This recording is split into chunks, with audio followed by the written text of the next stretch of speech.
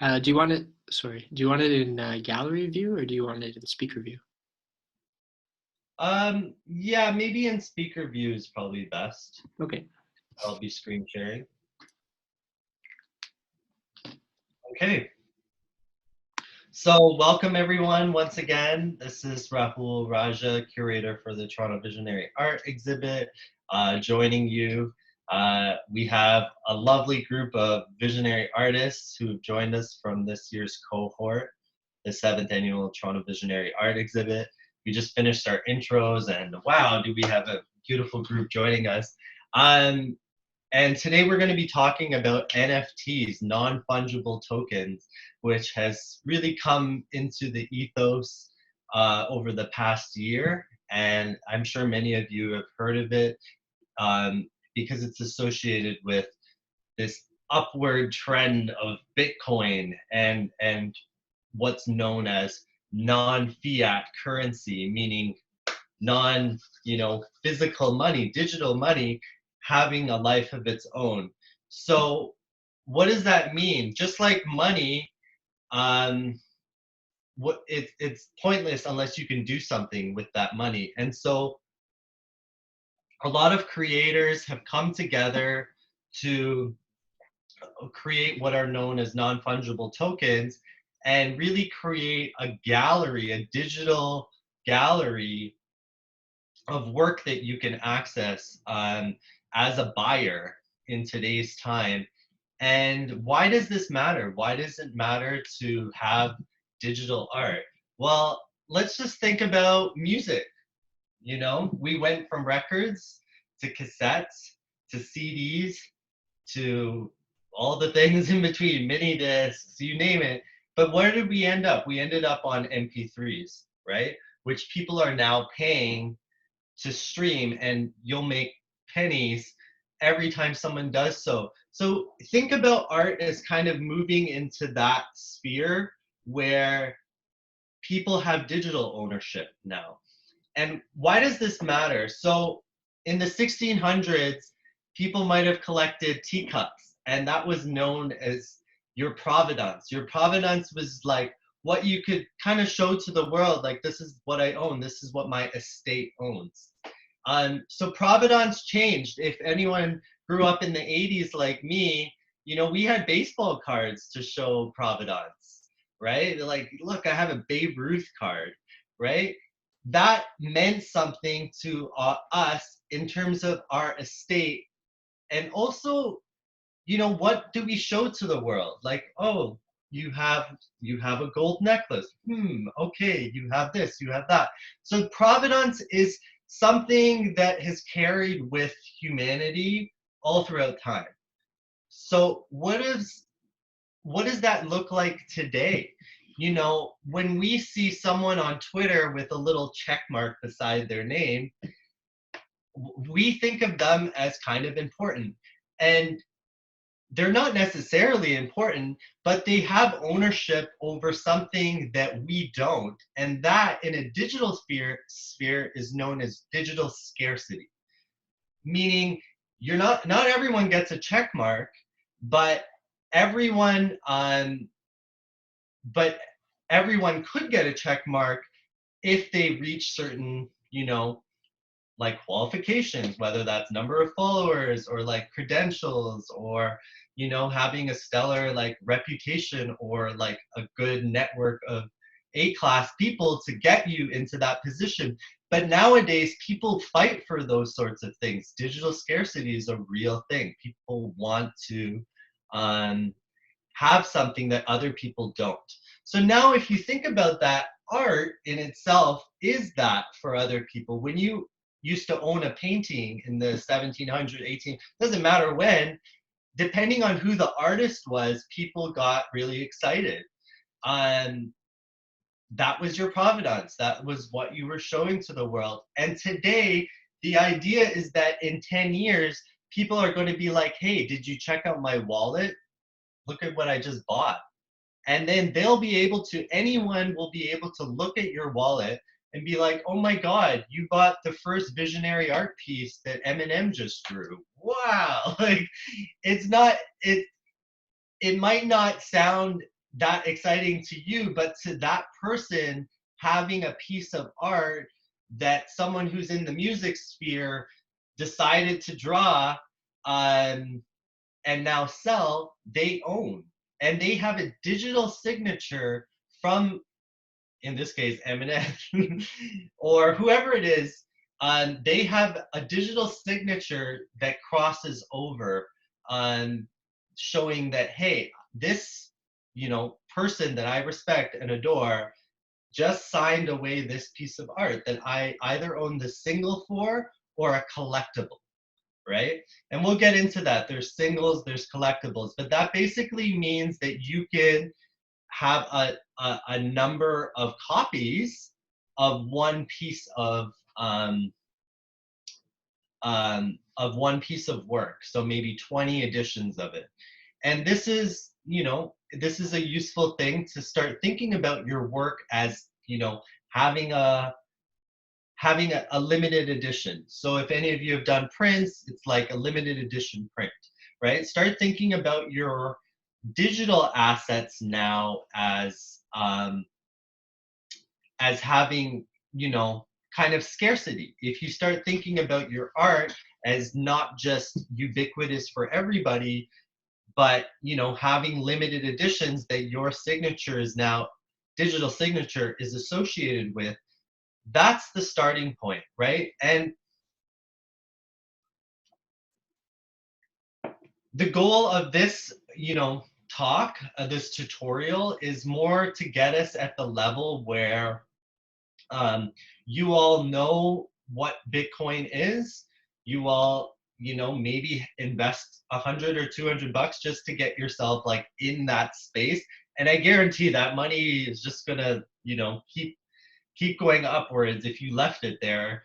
But I'm gonna teach you how to like transfer that over to actually invest in your digital asset, which is your NFT, to exist in the cyber world, to exist in these digital gallery spaces, not like virtual galleries like we have them, but these platforms that are kind of like a Google image search for NFTs, right? So the two platforms, if you want to write this down, or if anyone's taking notes, I see some people are taking notes.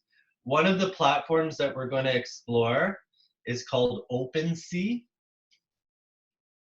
I believe it's OpenSea.io. I'm going to write down a couple of names for you. So OpenSea and Rarible kind of go hand in hand because they cross exchange. So Rarible. So Rarible is the platform that we're going to kind of do our showcase tutorial through. You are welcome to use another platform and send me, the auction link for your digital asset once it's uploaded. But for all intents and purposes, we're going to use a platform that has sort of created a lot of user-friendly approaches to uploading it and making it super easy. So let me just go through my list of things I needed to chat about. But I'm hoping that that sort of makes sense to everyone so far. You can drop anything in the chat box if that's cool, just to keep everyone cozy. Okay, so the first thing we're going to do is maybe the first thing we'll do is we'll look at an NFT and we'll, oops. So I'm going to share my screen and we'll actually look at, can everyone see this? Yep. Yep. Okay, great. So this is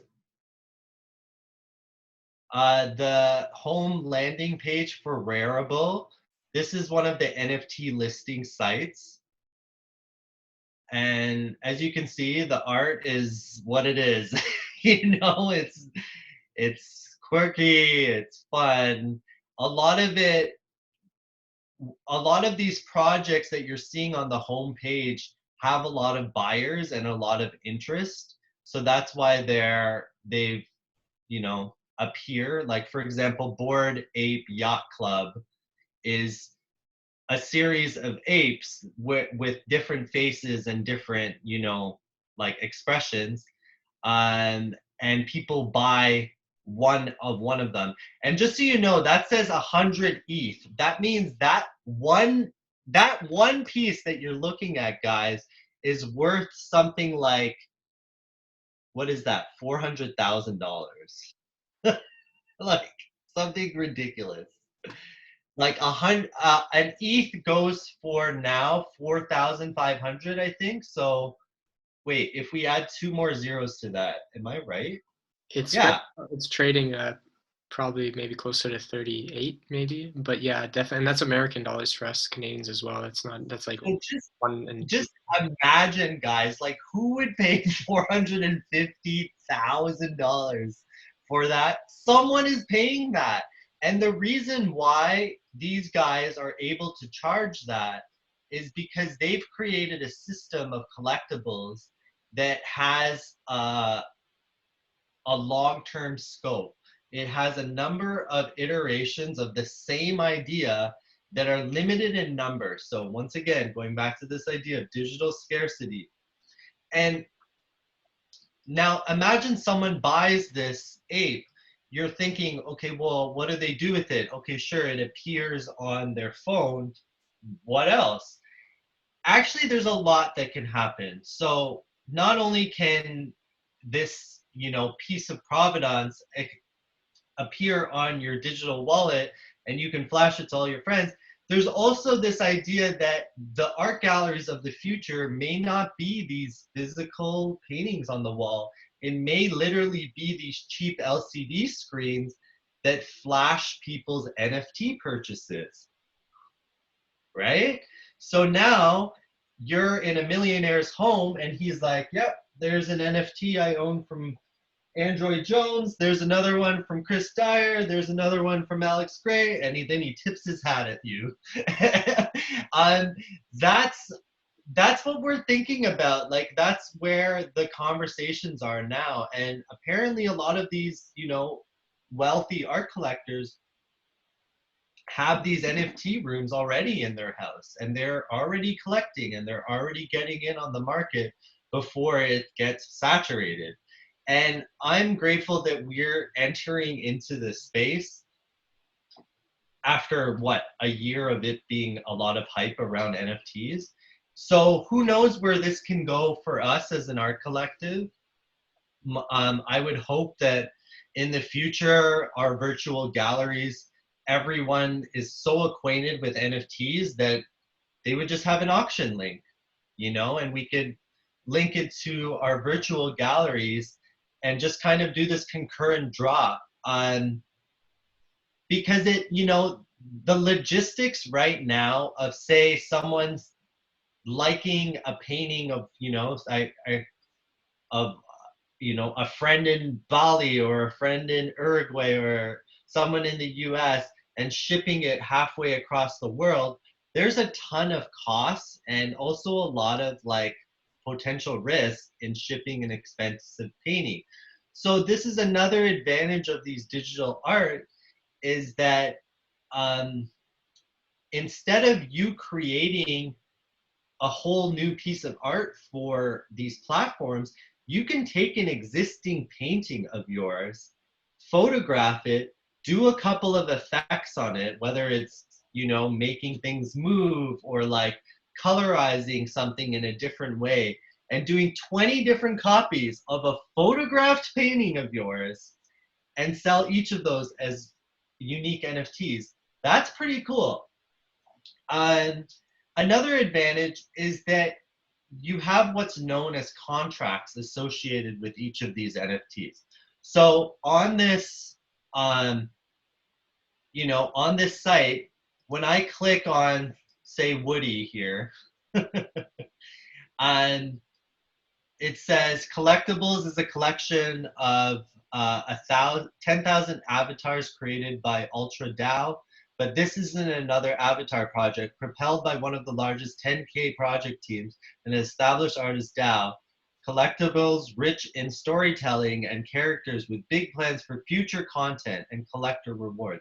So what is he doing, or this person doing, is they're not just selling you on their art. They're saying that, one, this is a rare piece. It's one of 10,000 pieces. They're saying that it's propelled by this cool team of people. I don't know who they are, but that they have plans that if you buy one of these, you're going to get some cool rewards. So now, a reward is attached to what's known as your contract. And your contract says that, one, it says your royalties, and two, it says any kind of user content that's going to be unlocked if someone buys that piece of art. So for example, I know some of you are coaches, or some of you are, artists yourselves in other ways, like maybe you're a musician. So for example, someone buys your NFT and has a lifetime access to all your live shows. That could be a cool perk, right? Someone buys your NFT and gets a 15-minute hangout with you backstage at one of the festivals you're painting, right? Someone buys your NFT and you give them like a 1-hour empowerment call, like artist empowerment call. Someone buys your NFTs and a portion of that goes to your favorite animal rights organization or your favorite Save the Forest organization. And not just that, every time someone resells your NFT, you put in your contract that I retain 10% is 10 to 20 is generally what people do apparently, but I retain 10 to 20% of whatever you resell this at. So because that's in your contract, it's binding, and because it's on the blockchain, Bitcoin, everything is visible, trackable, and like on the ledger, as they call it, right? So it's pretty much become this safe way to do transactions because everything has to be visible and trackable as like one of the cornerstones of the blockchain. So with all that said and done, we're talking royalties, but not just royalties to you. It's called royalties into perpetuity.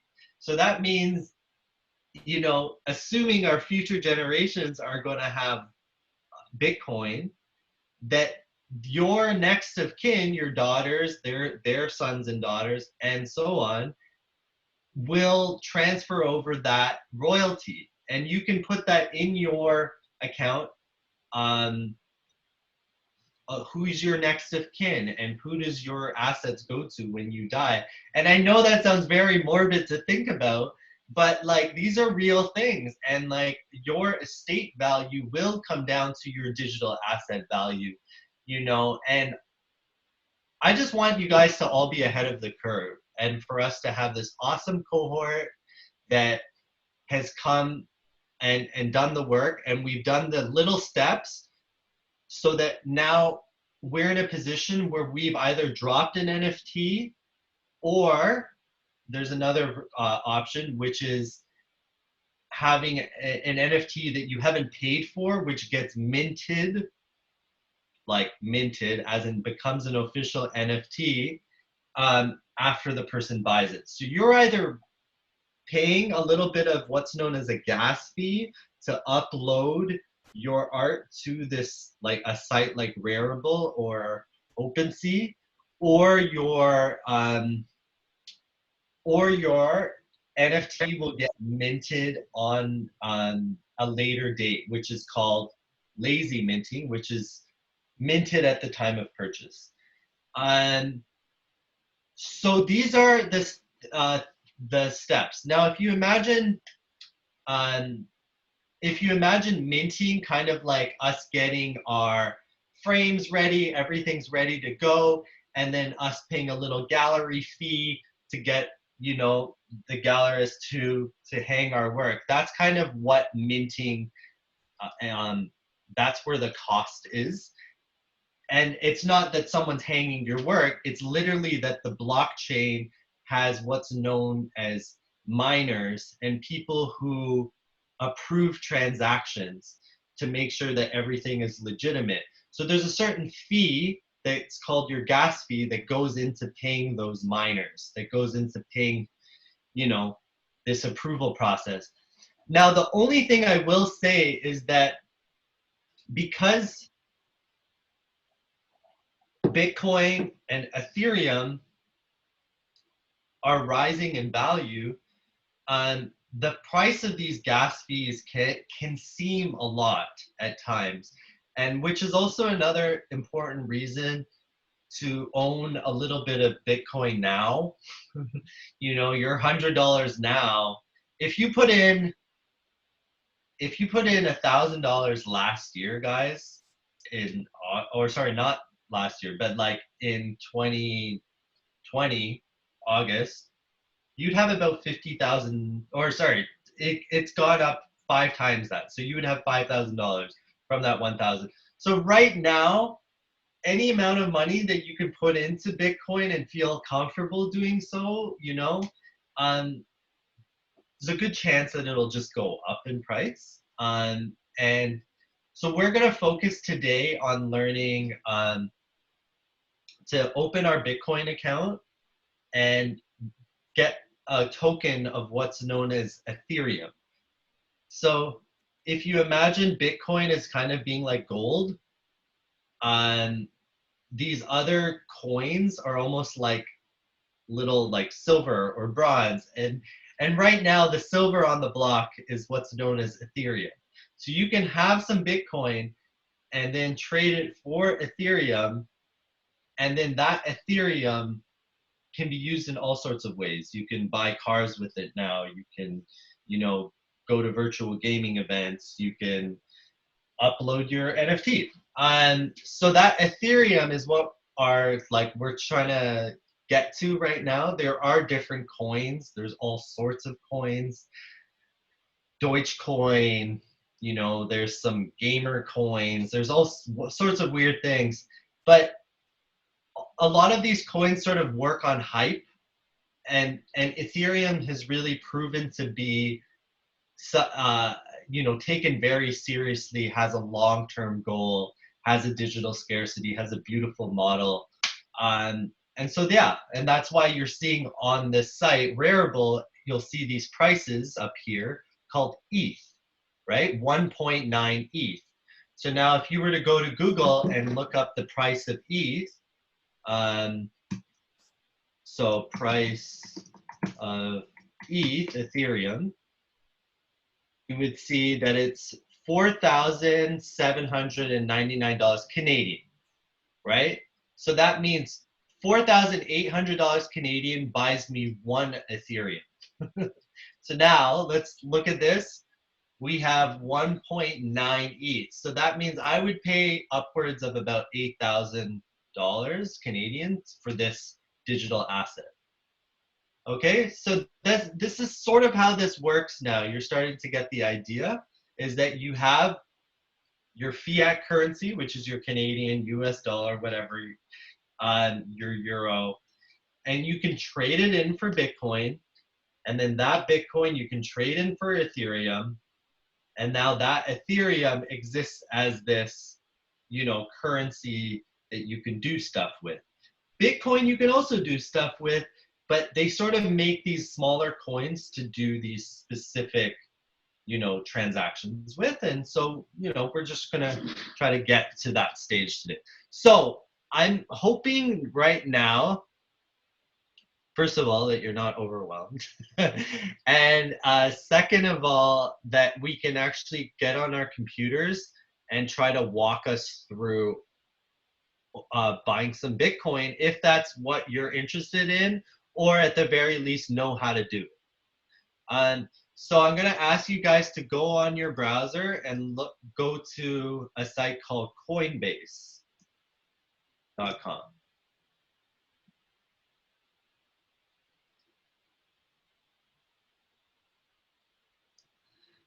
Okay, so now you're on Coinbase.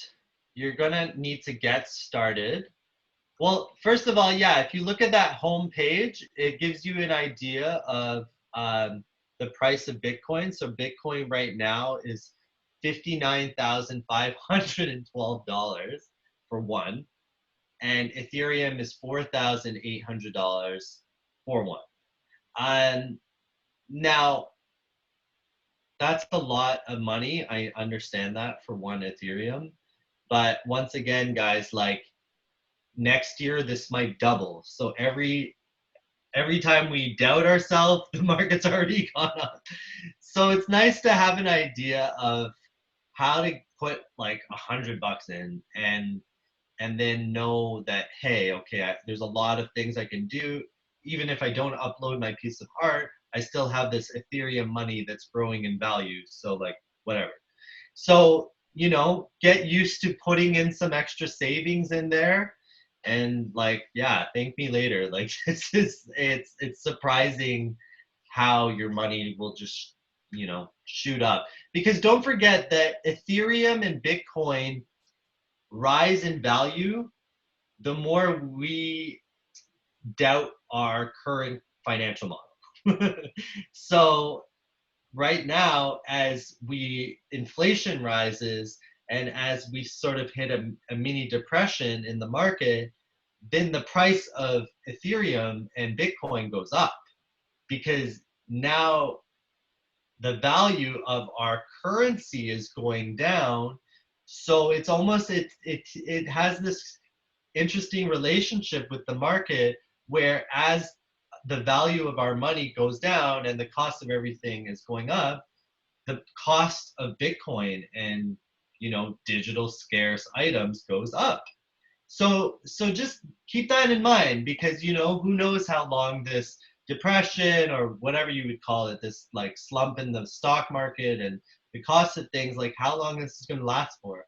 So it's nice to know that you have some money that you can almost live off of, especially if you're selling artwork. Uh, so yeah, so when we go to Coinbase, we're gonna open up an account. So everyone's gonna. Can anyone write in the chat if they're not able to open an account or access Coinbase from their country? That can be an issue, apparently.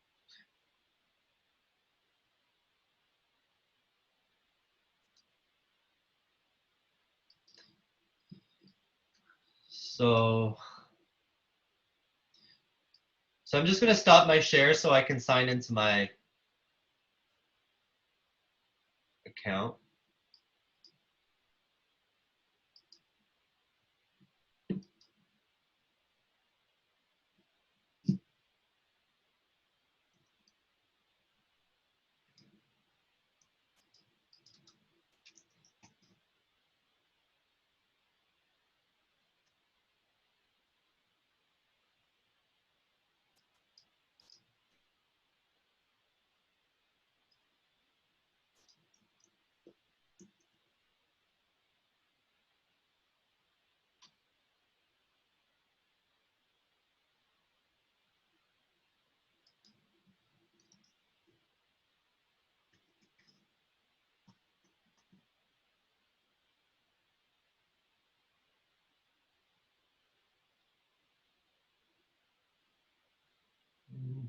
Mhm.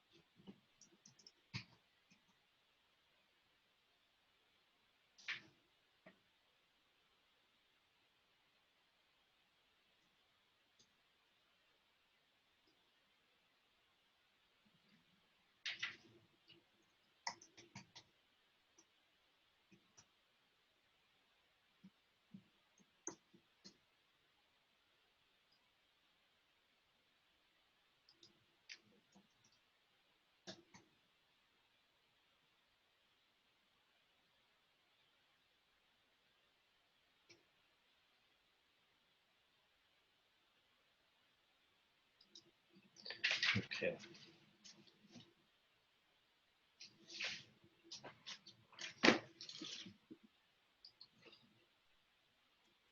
So who was able to open an account successfully? Anyone? Yeah. Okay, great. So the first thing you're going to see there is you're going to want to attach it to a debit account. So now this can be a primary, this can be a secondary debit account. But basically, this is going to be what your account that you're transferring your funds from to your Bitcoin account.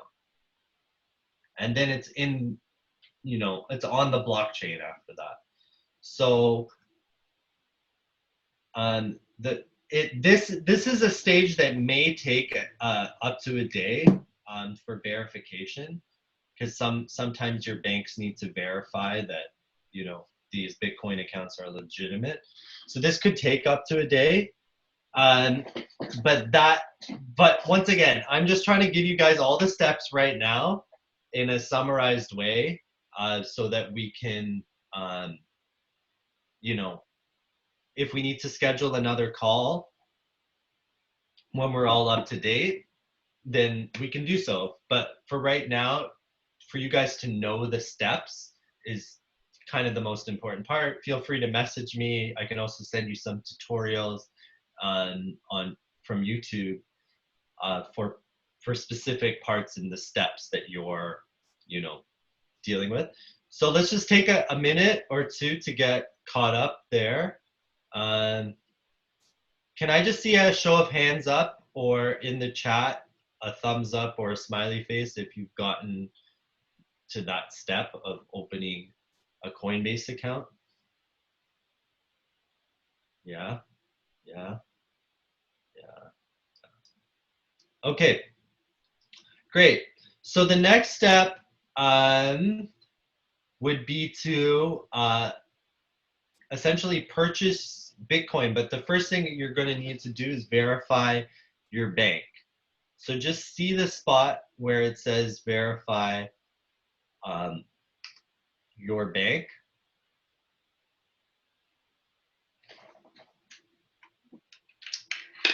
And just begin that verification process.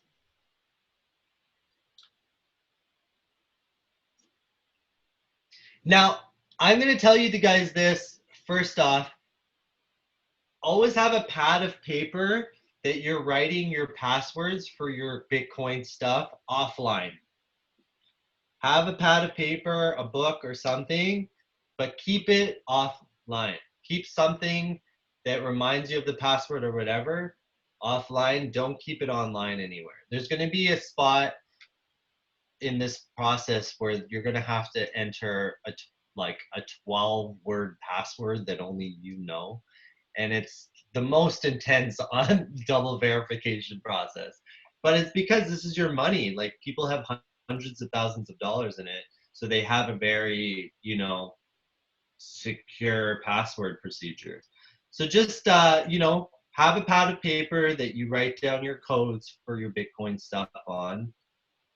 There's also a way that I'm not familiar with, but I know exists, of taking your Bitcoin offline and keeping it on a flash drive so that it's actually on this flash drive and can only be unlocked with that flash drive. So that's a way of taking your assets offline, which some people like. But I just like, for all intents and purposes, just have your passwords be backed up on a pad of paper that you know all your passwords are there. Okay, so has anyone successfully linked their bank already? No. It oh sorry.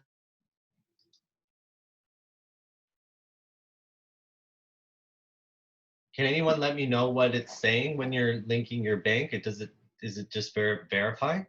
So it's probably going to take a few days, like to get on exchanges. It is a very like thoroughly vetted process where you'll probably have to hold up a picture of yourself with your passport, maybe like, and it's all very like this. These are the steps that they take to do it, and that usually does take a couple days, like you were saying. So the people here, Courtney and Rain, uh, have likely set it up beforehand to get the accounts verified.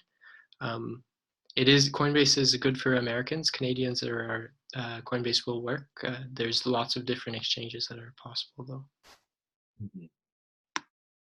Yeah, and Dan's a good resource as well, guys, because Dan's been in the space. He's been, communicating with a lot of you know, the communities that are part of this space, that really promote different interests and groups and all these things. So he's been a part of those discussions, and that's why it's great once again that we're all here together so that we can share, kind of what we all know.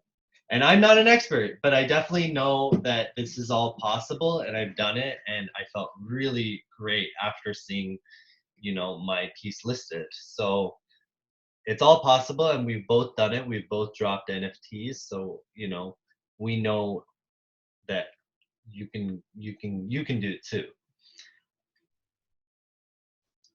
I see people with their credit cards. Okay, I'm gonna get some tea and join you back in 1 minute. Um, okay. Uh, yeah, if, I'll just take this opportunity just to share a little bit. I've been in the crypto space for maybe 8 or 9 months and have been doing a lot of research and just into what NFTs and like just everything is. And Raul's doing a great job of giving an introduction here. Essentially, I see a question. I saw a question in the chat about the question was like, can you share? It came from Ariane. Can you share how to translate a painting into a digital NFT? Is there a crossover of the two? Or are they completely different medium? So NFT literally means non-fungible token, which means an unlike they're different. They're not the same. Whereas a JPEG, every JPEG would be the same. This is each one is authentic in its own way. It has a code that goes with it, but anything can be an NFT, right? It could be your phone number, a picture of your phone number on a piece of paper. It could be an actual contract, a deed to your house. So all it really represents is a digital asset. So it's an asset that has been digitized.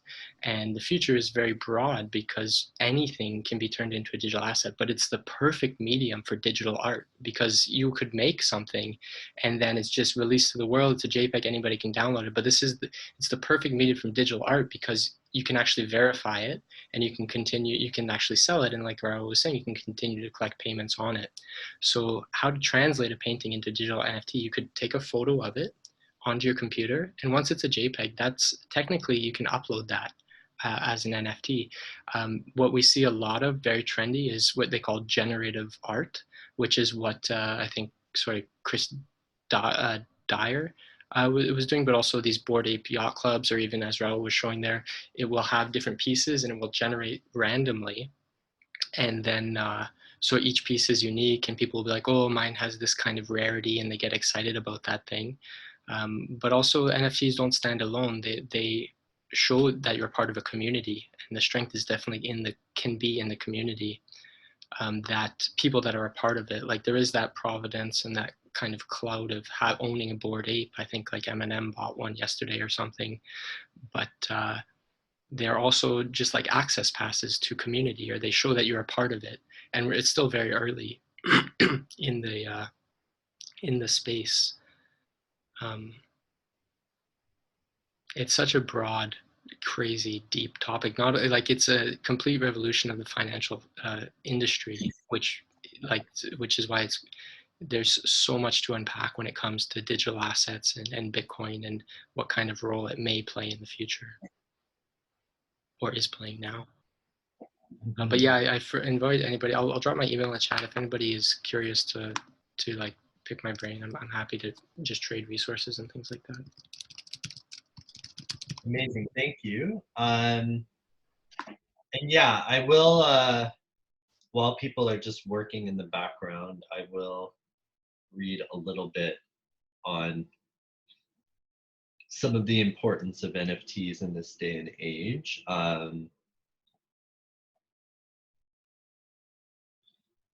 Where am I here? Okay. So let's see. In the simplest terms, NFTs transform digital works of art and other collectibles into a one of a kind, verifiable asset that are easy to trade on the blockchain. Although that may be far from simple for the uninitiated to understand, the payoff has been huge for many artists, musicians, influencers, and the like, with investors spending top dollar to own their own NFT versions of digital images. For example, Jack Dorsey's first tweet sold for $2.9 million. A video clip of LeBron James slam dunk sold for over $200,000. And a decade-old Nyan cat GIF went for $600,000. So that said, guys, like just borrowing on what Dan just mentioned, that these can really be anything, but what translates really well is still images and GIFs, right? Short, repeatable videos. They translate really well in this space, right? Every art translates well in different spaces, right? Sculpture doesn't translate well as an NFT, but a digital sculpture that's rotating in three-dimensional space, hey, that can be a cool digital asset. So why is the NFT phenomenon taking off right now? Some of the interest is from people who enjoy supporting the work of independent creators by purchasing their works. Others are intrigued by the idea of taking a digital asset that anyone can copy and claiming ownership of it. The recent headline price records for NFTs seem to have been largely driven by newly minted crypto millionaires and billionaires looking to diversify their Bitcoin holdings and more interest to the crypto ecosystem. What does that mean? That means that, there are people who put $20,000 into Bitcoin 10 years ago and are multimillionaires today, right? What are they going to do with this money? Right? So there are people that are interested. They're hunting, they're looking for up and coming artists, they're looking for signs of like this person has potential. And I think, what that means is much like there's oil tycoons of yesteryear who would collect all these Picassos and all these high works of art and store them in some, you know, gallery in Russia, like that happens today now, but with these young, millennial millionaires that are like, wow, I made all this money. Let me give back to the space by like investing in artists. So there are actually genuine people here who are not as like jaded maybe by the financial world and are actually very like, they want to support other artists. And that's a huge advantage for us.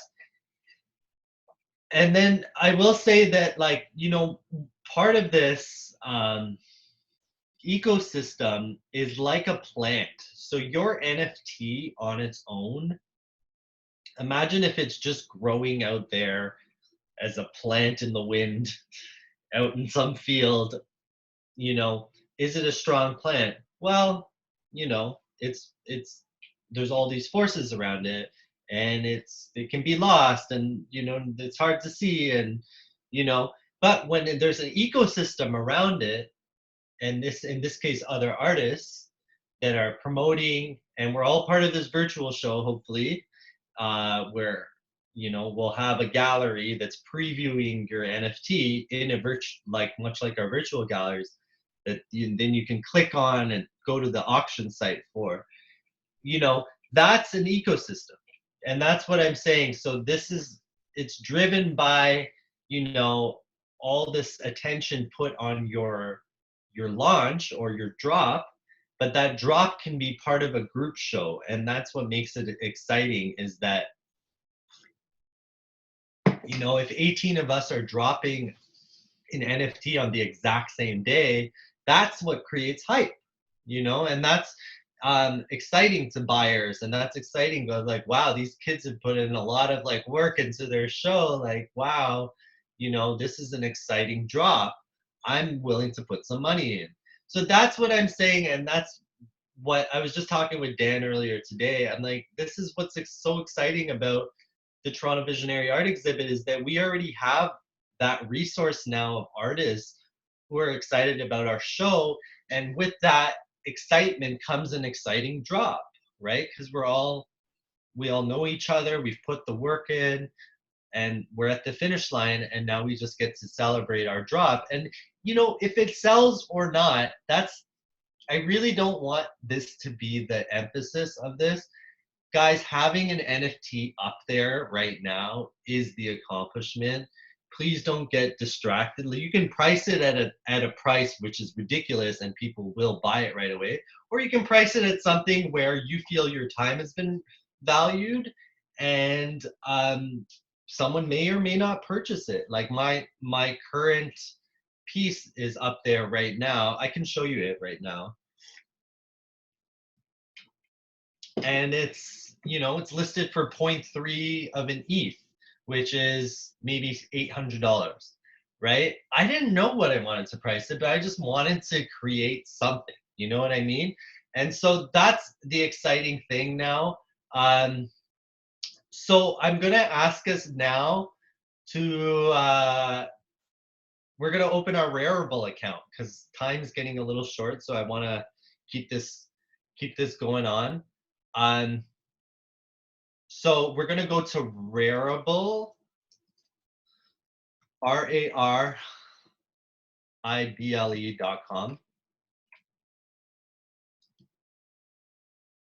Okay, and we're gonna sign in to our.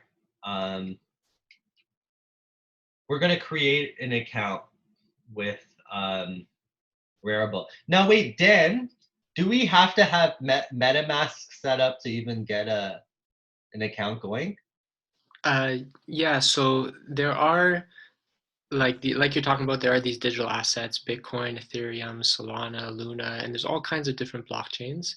And to hold your tokens, you can either, if you buy Bitcoin, you can hold it on the exchange, which means they hold it for you, or you can hold it on a wallet. And there's a bunch of different wallets, and one of the first ones was MetaMask, which Raul was talking about. So you will need to have some kind of wallet to hold your tokens. MetaMask will probably work for Rarible, and you probably will need to have a wallet in order to connect it, because that's how. So you would buy tokens on an exchange and send them to your wallet, and then you connect your wallet to the website, and you have to log in um, to your MetaMask, and there's browser extensions that you can use. But yeah, you would need to get signed up on an exchange like Coinbase, and you would need to have a wallet like MetaMask. Right. So then your MetaMask wallet is connected. Yeah, you So yeah. so people right now, so after you've gotten your Coinbase verified, guys, we want you to get an extension for your Google Chrome browser called MetaMask, and we'll type it in the chat. M-E. Let me just get the actual website so that it's pretty easy.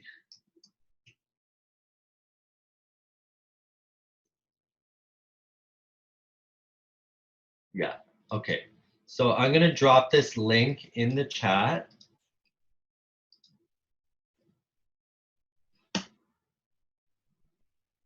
That's metamask.io. And this is what is known as our crypto wallet.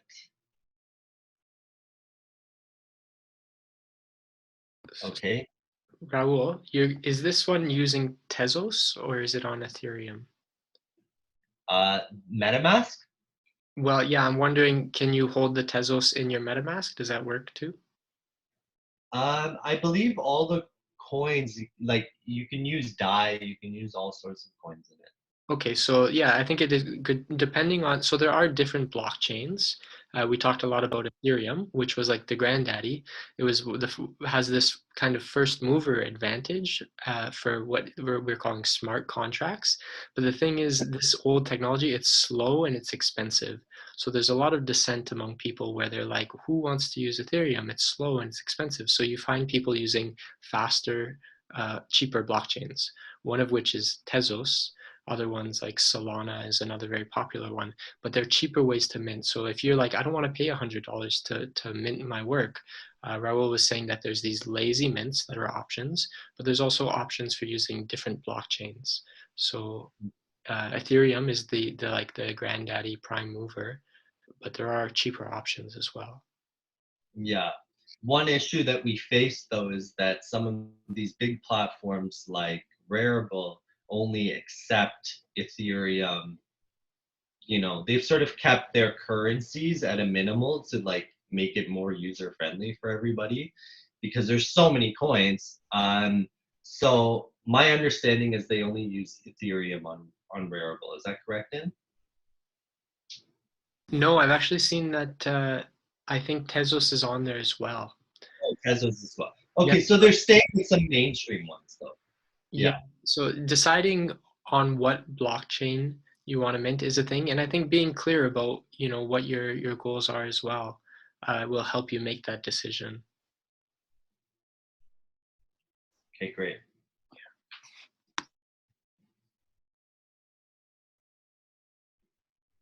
Okay, so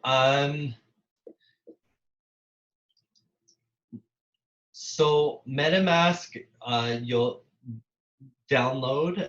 Now, once again, the sequence is opening your Bitcoin account on Coinbase or whatever platform you choose, opening your wallet slash your browser extension, which is your Midway, um, to your listing platform, Rarible, OpenSea, Super Rare, all these platforms. Um, but you're going to need a way to take the tokens to pay for the fees here. So that's where we're at. So we're going to just have those three sites that we're dealing with, our MetaMask. It's not really a site, it'll just appear as an extension on your browser. Um, and that will have a certain amount of money that you loaded into it from your Bitcoin account. And then Rarible will take its fees from your MetaMask account to upload your NFT. Okay. Um, is that all making sense? Does someone want to share where they're at right now in the process? Like, I just want to get some feedback so that we're not losing people.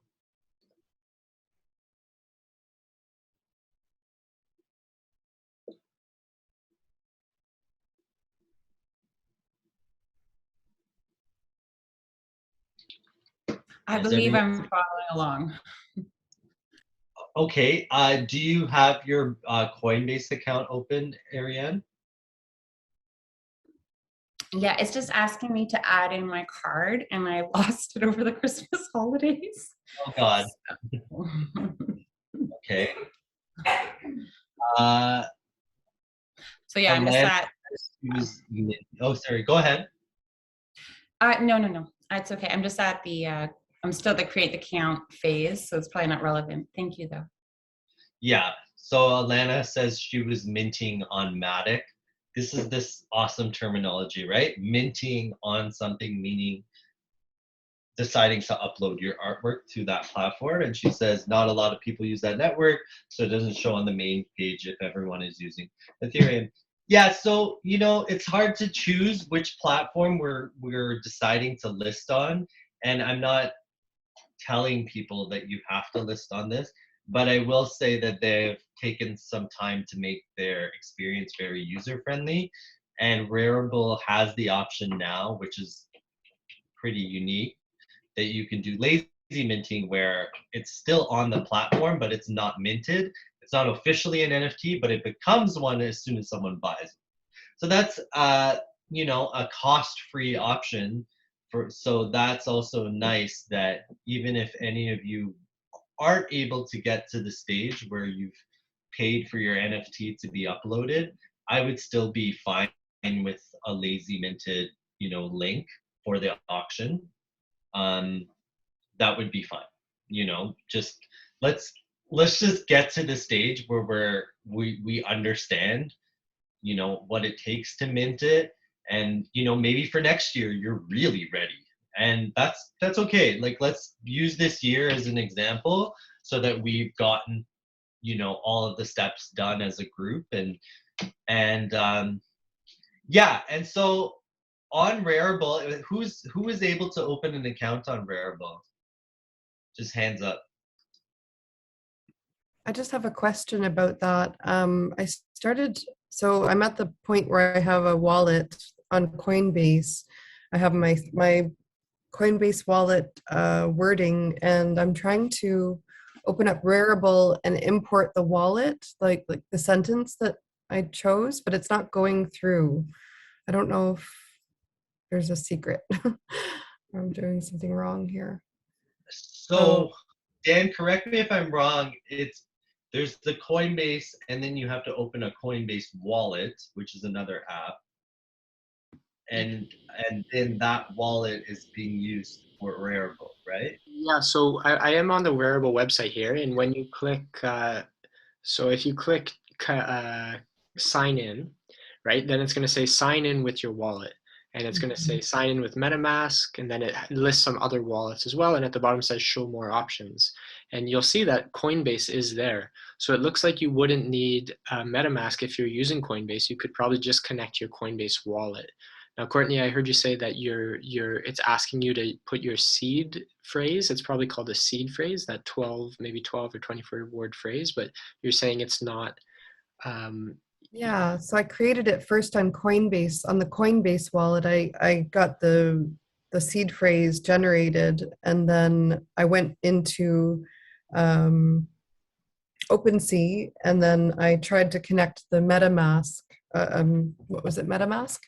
So I have that plugin now. I'm just now trying to go into Rarible to connect that seed phrase, and it's not going through. So then, Courtney, maybe try to connect via MetaMask and not via your wallet. See if that works. Okay, I'll try that. Yeah. Yeah, because they are different. MetaMask wallet and Coinbase wallet are going to be different wallets. So I don't know if you're trying to use one seed phrase for the other. Oh, it might be. So they're two separate seed phrases, or? Well, the thing is, like, to be honest, I'm on maybe 4 or 5 different exchanges. So Coinbase is an exchange. The exchange is where you're going to trade your American dollars or Canadian dollars for whatever coin you want. And Okay. it's highly advisable to have wallets. So then you can send your coins off the exchange to the wallet. And now there's a bunch of different wallets. So Raul is talking about lazy minting here, which sounds like a great option because it might cost, if you're using Ethereum, Ethereum is expensive to use and you're going to pay gas. So if you want to send even your coins from your exchange to your wallet, they might charge you $40 to send $20. And people are like, I don't want to do this. It doesn't make any sense, which is why we're seeing faster chains like Tezos, cheaper, faster chains.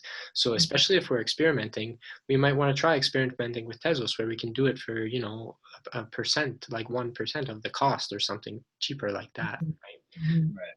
So making sure that the wallet that you have is going to be able to hold the token that you want.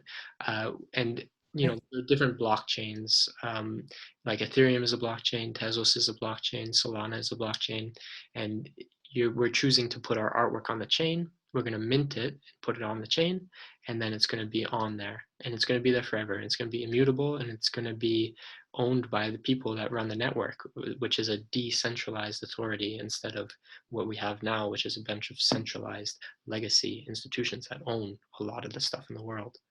Okay. And sorry, one more question. How do you decide the price of the NFT? Like, how do you decide what you're going to ask for it? And like, how does that go? Is that a stupid question? I know Raul was saying some things about like you could price it lower to have it move. You could price it really high depending on what you want, but it's very much like selling your art. It's like you can value it however you want. and it's totally up to you. Okay, great. Thank you so much. Yeah, and that said, when we go through the Rarible site, um, you will see that there's an option for creating a collectible, and so that might also affect your price. Is that instead of it being a one-on-one that you're selling for what, $2,000, maybe Mhm. you sell it for point 0.1 of an ETH, which would be $200 each, and sell 20 of them. You Mm. know, so that's another thing to keep in mind is um, things obviously that are cheaper sometimes appeal to more people. And art's just one of those funny things where people who don't have a lot of Ethereum would buy something like that, but people who have a lot of money, depending on the artist's cachet, whole other story, um, they might be willing to invest a lot more money. So there are factors, guys, and it's still a new space. So to try to say, you know, why people would pay Christie's auction prices for these things, it's kind of hard to say at this point. But one thing is for certain is the more digitally scarce it is, the more valuable it is, right? And the more cachet you have, the more volume of people will be looking at your work, the more you can sell it for. So I want to at least get to the stage where, oh, I see some people have written in. Rain Dawn says, when you use Rarible, you need to connect your wallet to the software. You can use Coinbase to purchase your coins, then send them to your MetaMask wallet. The wallet will connect to the platform like OpenSea's or Rarible. Yeah, so once again, the intermediate is your MetaMask wallet. Um, that's almost, if you can imagine, like taking money out of your bank account and keeping it in a physical wallet so you can use at the fair, to buy things. That's sort of the MetaMask wallet analogy here. And in this case, the fair is paying your gas fees to upload your artwork. At least, yeah. So, yeah, Bitcoin mining, there's a lot of power and like electricity.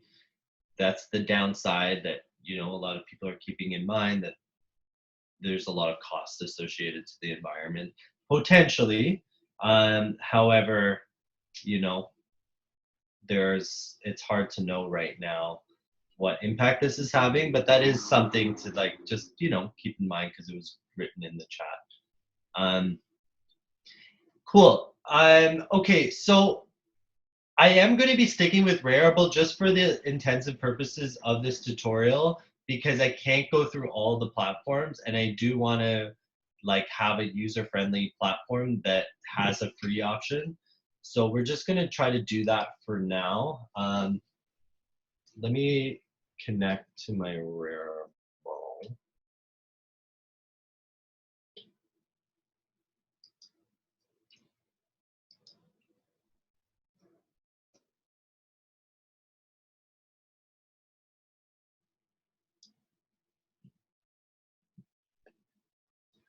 Just by a show of hands, who was able to open a Rarible account? Anybody? Yet?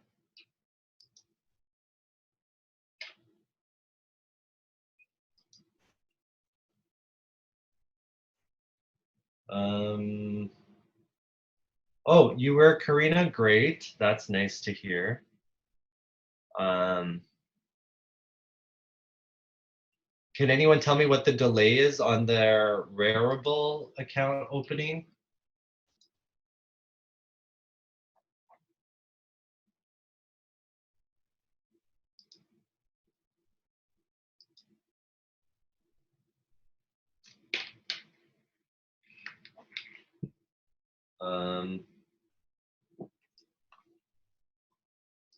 So guys, another thing that may make this helpful for you is on your phone, having the apps of these on your phone. So Coinbase, I have an app on my backup phone. Like I don't use this. I don't do what you want. Some people put it on their regular phone. I have a backup phone, so I just do my Bitcoin stuff through there. Um, and I have the Coinbase account on this backup phone, and sometimes you have to like scan your wallet to get into a site. So it's almost helpful to have the app version so that you can just kind of fluently go between your verification processes with the app on your phone and your computer. Um, so yeah, okay. So now I'm gonna.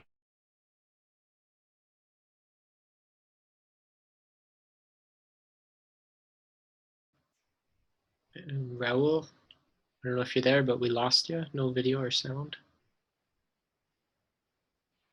I do see in the chat, though, it looks like a lot of people are making progress, which is exciting because it can be a whole lot of stuff going on. But congratulations. I saw somebody was talking about flow. So yeah, if you do get to the point on Rarible where you can create, if you click the create button, I have a second computer that I'm working on here. So I don't know if you can see it, but it says, which blockchain do you want to create on?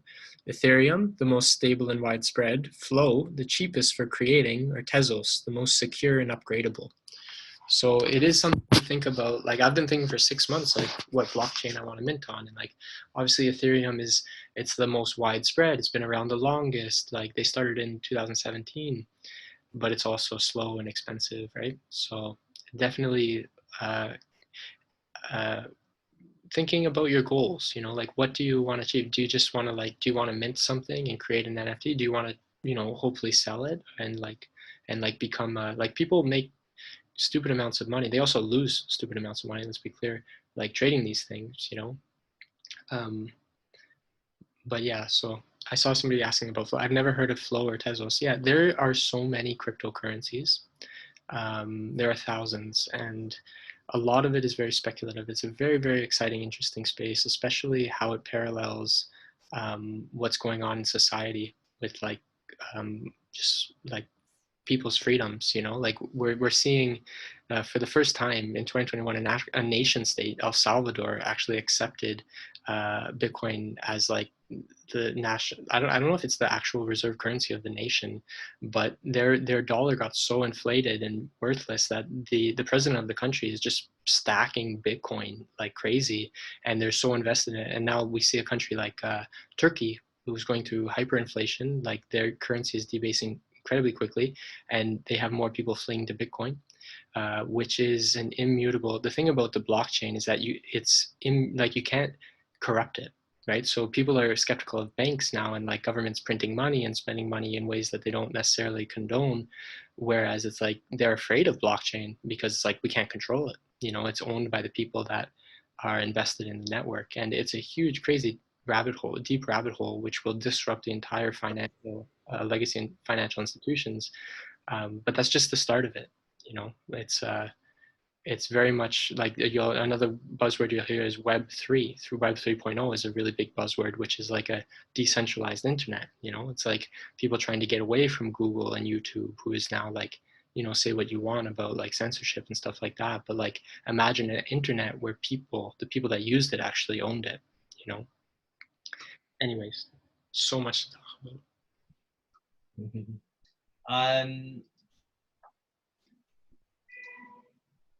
Okay, has everyone opened their Rarible account?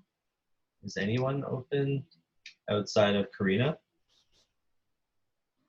I just connected my MetaMask to it for the first time, and I'm exploring the create button. So, okay, great. Hey guys, just wanted to say that I connected my MetaMask and my Rarible. I've got both apps installed and everything's connected. Just wasn't able to do the Coinbase because I didn't have my passport handy.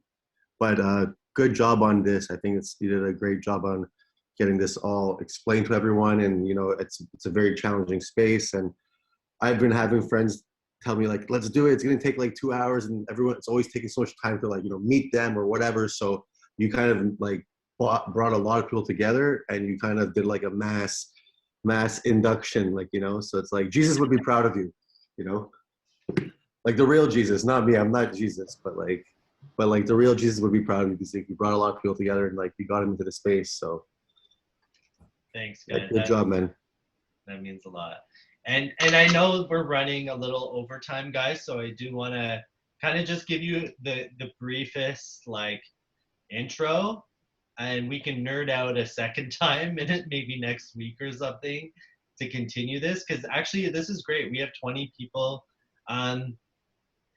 Let's go to my lonely Rarible account, and if you've opened yours, you can give me some love and I'll follow you back, and let's start doing this networking thing, because yeah, this is a dream. Like, I haven't had this opportunity to really like explore this as a team. So find me first, and then I will find you back, and then let's follow each other. This is how our networking begins on these sites. It's almost like social media again, right?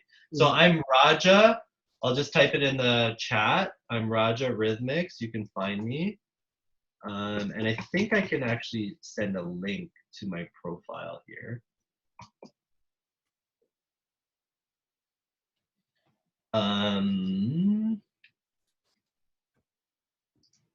Yeah, I think I can. Yeah, okay, I can send it to you guys actually.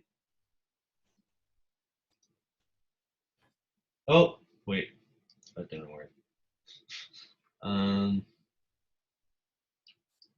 My profile.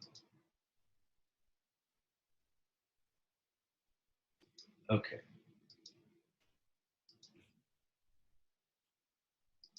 So, how do you send this to someone? I guess someone found me. Oh, that's it. Okay, I can literally just take this site at the top.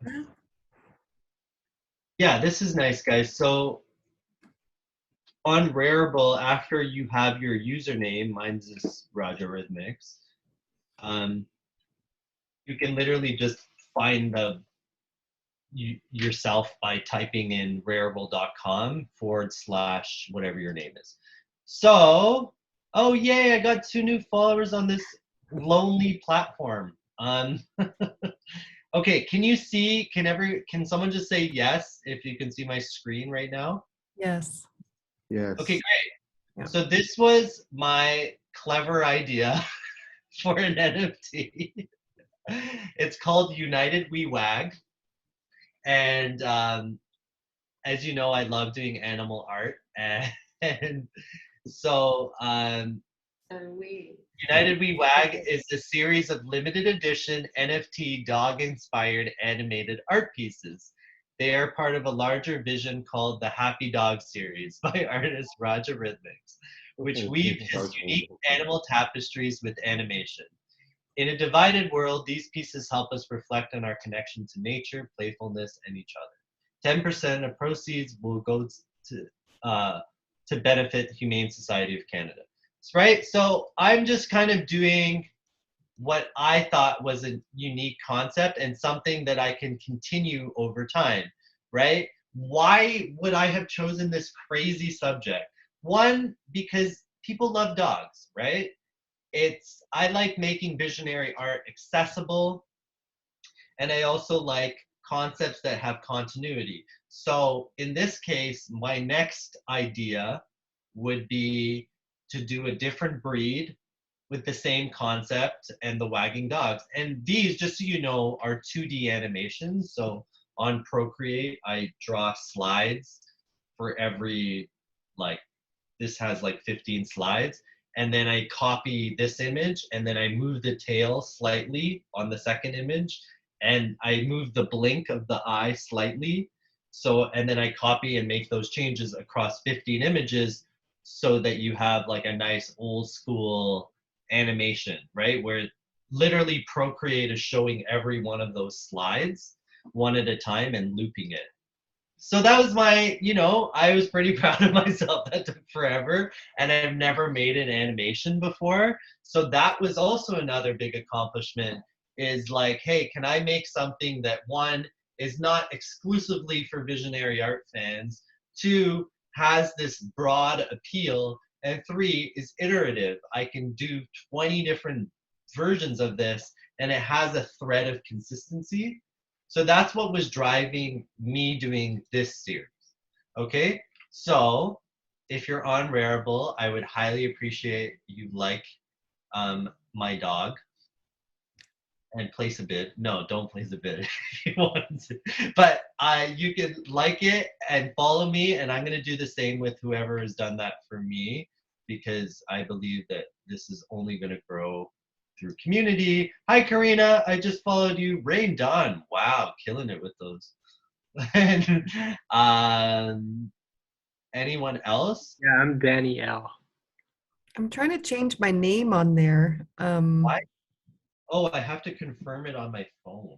Yeah. So the interesting thing is that it requires you digitally sign everything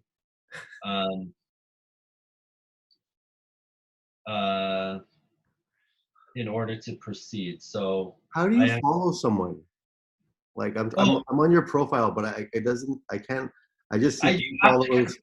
I'm pretty sure you have to confirm it on your phone that you want to follow them, because every time you sign in on your phone through this, um, it creates a digital signature that you've basically, oh man. It can be done through computer as well. Uh, there's what, Guggenheim. Do you use Guggenheim? Is that are you signed into your MetaMask? I'm signed into my MetaMask. I'm signed into this Rarible, and I'm in the platform right now. I'm looking at Raja So, Rhythmic's Okay. profile, but I can't follow it. do you see the button? So when I go there, I see his banner and his profile picture, then I see his name, and then I see his address and his bio, and then his website. And it says 8 followers, 6 following, and then there's buttons that say follow and send message. Do you not see buttons there? I just see a website. I see a forward button. I don't have a follow button. I got two items. One's like a little globe and one's like a little arrow. When you look in the top right corner of your screen, are you signed into your account? Um, I don't know if I guess I'm signed in because like I'm open on the app. Um, Even though the website is open, you're gonna need to sign in and connect your MetaMask to Rarible to I like. did connect it. Yeah, I did connect it. What's your name? Do you is it are you is it do you have a name on there? I don't have a name yet. I just have I have like a long code. Yeah. Oh, that's why. So you'll have to create, yeah. So create your username, guys. That's also really important that you Oh, don't. how do you do that? Yeah. Dan, do you have that open? Yes. I believe it's. There should be an edit profile button. So in the top right corner, do you see like your icon? Uh, Like you'll be able to set your profile picture and edit your profile. So when I go up there and I click edit profile, then I choose my display name, my custom URL, my bio, I link my Twitter account, I put my website, put my email. no, Hmm. no, it's not. I'm not seeing an ability to do that. So let's see what happens. Hmm. So you see on Raul's screen, you see how he's screen sharing? You see Yeah, in the top right, do you see the circular icon with his profile picture? yeah. So on your screen, do you have that same thing for yourself? No, I just have a three dots that go that run parallel. So when you click the dots, what does it say? View on Rarible.com. View on Etherscan. There should be a button there. Is it better to do this on your desktop or on your phone? I use my desktop. I don't do any crypto stuff on my phone. Hmm. Okay. Okay. So you're suggesting that I do this all on my computer now? Like, can I download the apps on my computer? That's personally how I like to interact. I'm much more of a like a computer than a phone person. Got it. Got it. Yeah. All right. So, is anyone else having that problem? Hmm. Yes. I am. Yeah. Okay. So Raja suggested that we we create our user profile, like we change our name, we edit it. So I'm just trying to find out where to edit that. I believe it's under edit profile. I could be wrong. Yeah, I'm on the phone. Are any of you guys Yeah, familiar, it's familiar with there. using the phone? It's there. Yeah, Edit it's profile. So where's that? Where do you find edit profile? On your so. app, on your phone, on your phone. Oh, on my phone. Yeah, Oh, you guys. I mean, I thought you guys were. I thought we were dealing with the with like cell phones here. You know. no, no, um, It's like no, bro. I think you have to. You should probably do the setup process on your desktop. Okay. yeah. Okay. Cool. Okay, that's good to know. Okay, so I'll get to that. Everyone else, guys, everyone else should have that, right? Can you guys go to edit profile for a sec? There should be a spot. Yeah, it works. I changed my name.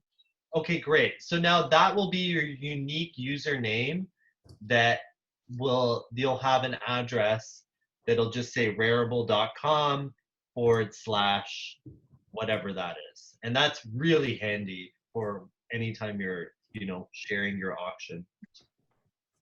All right, I'm downloading I it just right now. I wanted to share something that I noticed. When you search for people, it's case sensitive. I don't know if anyone else noticed that. Oh. So I just changed, since it's like I put Karina Earl Art, but I just changed my name to just Karina Earl, because I feel like if you do something like, it just seems like if you search the name but you have a different profile heading, then you don't come up in the search. Does that make sense? I don't know. I guess I'm just saying, like, I think you might I get think- more followers if you have just your name. You know what I'm Yeah, saying? I would suggest for this, put just your name, like / Karina Earl. In this case, my artist name on all my platforms is Raja Rhythmics, so that's why I decided it is an art choice, right? But then on your profile itself, you can put the capital letters, say that your name is Raja Rhythmics, like. with two Oh, capital. okay. That's something I don't necessarily understand. Yeah, well, it's good that you pointed out that it's case sensitive, because that's important. One thing I have noticed is that people, and this can be totally up to you, people do tend to have alter ego names on some of these sites. I know some people have handles that you can never a lot of people go the anonymous route with their NFT collection. I don't know why. But I think, it having this kind of, interfacing cyborgian edge kind of elicits some sort of, alter ego from some people. So, that's totally up to you. But what's nice is it looks like you can change your profile name, which is great. Can I ask a question there? Sure. Thank you. So I'm now opening a desktop version, and it's I already have. I'm essentially importing a wallet, correct? I'd be importing a wallet, and then there's this whole secret recovery phrase thing. So you have to essentially add all those 12 different words you got one by one. Yeah. Yeah. If, So That's you recovery. you type in the same way that you got it. Secret recovery phrases contain 12, 15, 18, 21. Yeah, okay. So okay, I get it. So yeah, it is. You got to type in like 20 words or 12 words here. Yeah. And once again, guys, have that backup phrase on a separate piece of paper or book.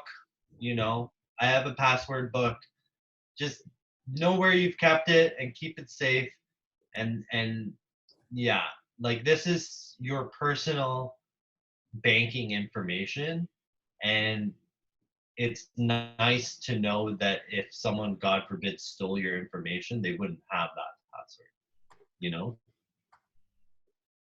So just bear that in mind. And sometimes, I guess I should have said this earlier, but sometimes people like to have a dedicated email for their Bitcoin stuff so that there's no confusion that this is a transaction-based email.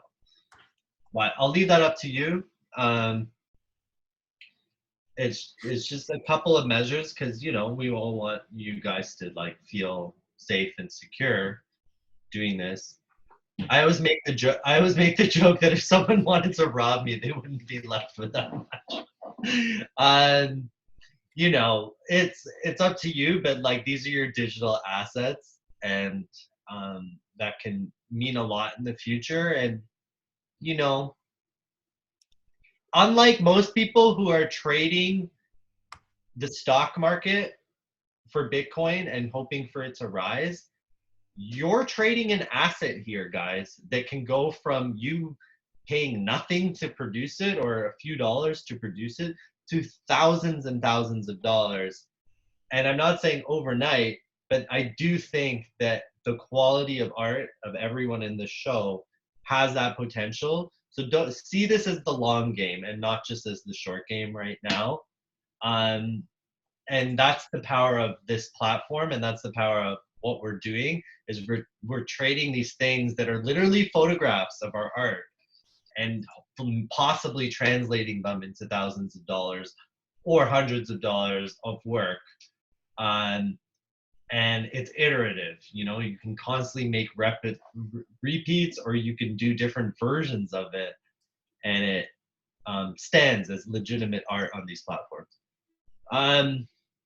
So I hope that has answered your question. What I would like to do right now is kind of show you the process of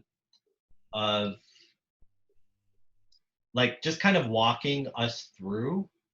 Let me just do a poll. How is everyone feeling? Does everyone want to see a demo version on this call of what that looks like walking through the steps of uploading? Or do you guys want to save that for part 2 of the call when you've had some like ETH investment or Bitcoin investment done that part? I just don't want to jump ahead of where people are at. Do you want to see the sample of an upload now? Yeah? Okay. Anyone else? How you feel? I don't want to overwhelm anyone, so if you want to see what this process looks like, it wouldn't be much. I'm probably not going to use the piece that I'm doing it as a demo as an actual upload, but I'll sort of use it for all intensive purposes kind of thing. Okay, so let me get that piece ready that I'm going to do as a demo upload. And then Can I ask a quick question? It's kind of silly. May I? Absolutely. So I'm struggling with my my secret sentence. That's where I'm at. And it's saying it's invalid. And I was like, wow, I can't figure out what's invalid. So if you can maybe just suggest a sentence to me to give me a framework, I would really appreciate it. Oh. Yeah, I'm dealing with the same issue. I'm trying to do my desktop version now, and it's wanting me to input my my secret sentence, and I'm not sure how do I space it. If I do like 1 dot the word, then space, number again, dot the word, space, like. Probably don't need to put dots or numbers, just word space, word space. Word space, word space. Okay, let me try that. So that's what I've done. I've done word space, word space. I mean, it's not a cohesive, grammatically correct sentence, but and it's saying it's invalid. So just to be clear, are you on what step of the process are you at here? Are you trying to connect your MetaMask to Rarible, or what exactly are you trying to set up Coinbase? Where are you entering your Thank you. I'm still I gotta be honest, I'm still at the Coinbase level. Yeah. And yeah, So I think I could probably go back in the class and just kind of walk through all the steps again. There's a lot of little hiccups. So I missed some nuances of the teachings. yeah. So you will be able to get, if you want, you can download a MetaMask wallet and Okay. you can connect that to Rarible. Okay. And you won't need to be verified on Coinbase for that.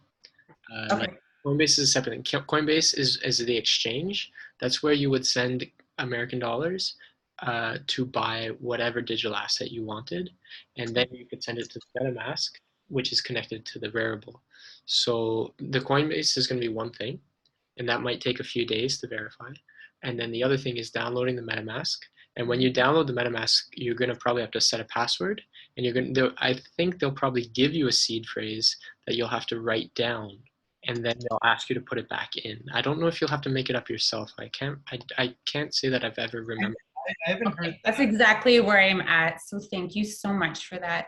One more thing is they're only accepting Visa. I have MasterCard. So are there any tips of how to bypass that? Like, You I believe it's Visa debit. Like there has to be connected to physical money. Is that correct, Dan? yeah, so I'm using my MasterCard debit. They're rejecting it because my bank offers the MasterCard option. I think I might have a workaround. On PayPal, you can upload your details of your card, and then you can pay through a PayPal card. So you might be able to use like a Visa PayPal thing going on. Okay, But I it's did that, through and they're your SIM saying card. they need direct access to my bank. Oh, I don't know then. Thank you so much. Thank you. Thank you. Might work. You can try. Personally, I don't use credit cards to fund. I choose to rather send e-transfers to the exchange from my bank account. So yeah, it's not a credit card. It's a debit card with credit card nuances. I don't use credit cards either. But is it through a bank or through the credit card? Yeah, it's through my bank. Yeah. Oh, okay. It's my debit card. Yeah. That's okay. I think everybody's given me some great information, and I have your emails if I can, I need more help, but thank you so much for that. Yeah, I see. Hopefully we've all been catching the names in the chat as they come up and following each other. I've been seeing some people grow. So I know, forgive me if I miss anybody, but I see Alana has dropped their page in there, and Carly Earl Art is also there, and Ray. Oh, I changed my thing, so I should change it here. Is it just Karina Earl? I found it as just Karina Earl. Yep. Earth, yeah, I changed it. Okay, Carly Dalton, I see is Earthwalker. Let's see if I'm not sure if I'm. Okay, thank you guys. I'll keep working on it. You've given me some great advice. Thank you very much. Good. Yeah, for sure. I see Earthwalker now. I'll follow you. Yeah, Ariane, there's also some other websites for you to buy the currency from. You don't have to use Coinbase. There's plenty of other websites that would accept whatever you have if Coinbase doesn't, but I don't know them offhand. But there are. So this is Coinbase, just to confirm, is a wallet-based site. So it's kind of like where you maneuver through the rest of the sites. Yeah, but there's other ways to also buy the currency, which then goes into your MetaMask. So it's just the place where you exchange the dollars or whatever you're using into the whatever other currency you're using, Ethereum, Okay, for example. thank you. So what's recommended for me to try the Coinbase? I don't remember, but maybe Daniel has some suggestions. I'll try to look some up with a friend, and I can send it to you somehow. Thank you so much. Thank you. I think Coinbase kind of takes the top spot for American users for maybe ease of use, but they might have slightly higher fees. So I know FTX is a very popular one. I think they even bought like a basketball stadium in Miami. FTX is a very popular one. There's other ones. I think Kraken is another one, but I think FTX, if you're not going to go with Coinbase, I think FTX, personally, I've said this a couple times, but I use about 5 different exchanges. So it's not like you don't even need to use one. I have like maybe 8 different wallets and 5 different exchanges because I speculate on the value of different currencies as well. Okay, so you suggest I check out FTX and Kraken I think try FTX. Like I'm as not. ways to start other than Coinbase. Yeah, I think FTX has a pretty good rap, and they're headed by a guy named Sam Bankman-Fried, who is like one of the G's in the space. He was before Congress with a small amount of other crypto people to help them get on the right track with regulation, because it's such a crazy space. There's so much going on, but Okay. FTX is right up there for sure, if not Coinbase. Thank you. It'll probably take me in the night to get this organized. So thank you so much. I really appreciate it. And sorry, Dan, do you want to say a word or two about Discord and how it's connected to this space? I would love to chime in on, as far as, I think the real value in NFTs is in the community that owns them. Even like it's only worth as much as, like, imagine, you have 500 types of this generative NFT and nobody wants to sell it, then the price goes up, right? But if you have everybody like flipping them. But anyways, in the best examples I've seen of NFTs are like, it's always community uh, that's at the core of it. So I participate in a couple of Discords. I think Discord is a beautiful, beautiful platform for organizing people. And I think that's a big thing that's happening here in this digital revolution, is like, how can we organize ourselves on the internet in a decentralized way where we kind of own our own property, like our digital property, but like we're not being kind of exploited and manipulated. So it's like we are moving into this digital age where people are organizing on the internet. So you'll probably start to hear a lot more about DAOs, and not like like the Chinese DAO, um, but DAOs, DAO, a decentralized autonomous organization. So it's just a way for people to organize together. And NFTs are great because if people own like a digital asset, then they're bonded by that, and they have this, they have their network. They're together on that. So we see Discord becoming a very popular place for people to organize themselves in the digital space, because you can create your own servers. It's more private. It's a lot more private than like being on a Facebook group chat. It's like kicks the crap out of that, because you can have specific channels for whatever you want to talk about, and there's a lot that is going on Discord where you can join chat rooms and just see how people are developing and what they're talking about. So it is a very good to organize online and be able to talk to each other. Yeah, I think, Dan, that might actually be a good idea for another follow-up to this chat, because first of all, I'm very excited that we're even this far where we have accounts, we've already started following each other.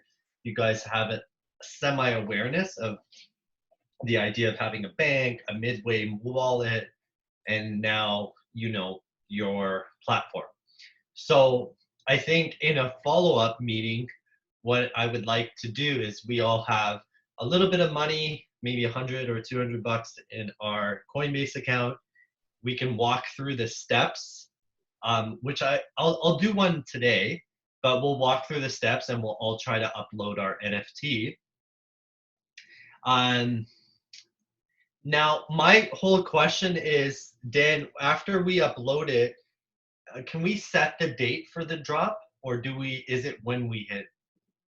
I don't even know. The thing about so you talked about the contract, right? So another big buzzword is smart contracts, right? So they allow us to write these contracts that we can then like execute on, right? So when you're building your artwork, you'll set up the contract, which will include what kind of royalties and also how you want to mint it. There are like auction mints where it says for 1 hour people can mint as many as they want. So then like 100,000 people will come on, they'll all try and mint one, and then 100,000 were made, and that's it. It was only open for 1 hour, and no other ones will ever be made. Or you could do like, I want to make 10, and that's it. Or you could say like you could create however many you want, but as far as like if the drop is immediately active or if there's a time for it, I think you can probably schedule a time for how you want to run the drop. But I think there are a bunch of different ways to do that, Raul. I think you can probably decide, but I'm not even sure. Okay, well, that's fine. Like I think right now, having a follow-up conversation seems in good order, if only to like help us walk us through this process, which is very daunting. And yeah, I mean, I wish I opened my account like this because it's just so rewarding to have new followers and new friends and like already have your community, in place.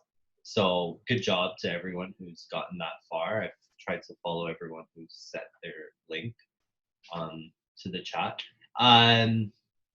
So I think what I will do is kind of walk through the steps and what they're asking for in each step so that you guys are ready, and okay, this is what I need to do to have the highest quality image appear. So the first thing I'm going to do is kind of list off the image like dimensions and everything for when you want to upload a piece of art. So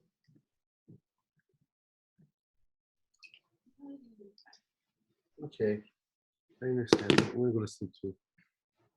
I'll do all this another time because I can't. Oh, sorry, I'm still unmuted. Okay, no, but no, like yo, I'm like I'm pretty much like I got it all the application done on my phone. I don't have it on my. I got it on my desktop, but I'm having entry issues. Like so I got my MetaMask here on desktop and I changed my name. That's what you but on Rarible. So now I connected to Rarible from the MetaMask like on my desktop. Yeah. So guys, I just sent a link. So if you need to go, I totally understand it's late. I sent a link on just a step-by-step for that process now. It says, step 1 is open your Rarible, make sure your MetaMask extension. Step 2, connect your MetaMask, connect your wallet. It's listed all in this link I just sent you. Great. So hopefully that is a good follow-up. And this will also tell you exactly what they're asking for in each of the areas for listing your own piece of art.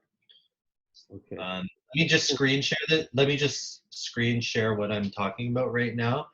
If you have to go, Jesus, I totally. No, it's all. I'm here. I'm here till the bitter end. Okay, so here is this. These are what they're going to be looking for, guys, in your upload, right? So file sizes limited to 10 megabytes. I'm not sure on a GIF, like a moving image, what it is, but it looks like 10 megabytes is your highest quality image that you can upload. And to be honest, I would try, if you are uploading a still image, upload as close to 10 megabytes as you can. Think about it from a buyer's perspective. If they want to project your artwork and it's a 2 megabyte photo of your art, it's not going to translate well. But if you have a 10 megabyte file and this site accepts it, by all means send that to me, because on Kunst Matrix the file size max was 5 megabytes. In this case it's 10. So a 7 to 8 megabyte photo on an iPhone, like high def camera should be able to, if it was well lit, capture your work. But just keep that in mind, right? So title of work, description. Here I recommend listing the perks you may offer each buyer, right? The number of copies, the royalties, how much gain, 20%. On my Happy Dog series, my royalties is 15%, and I said that right here. Here it says creator 15% royalties.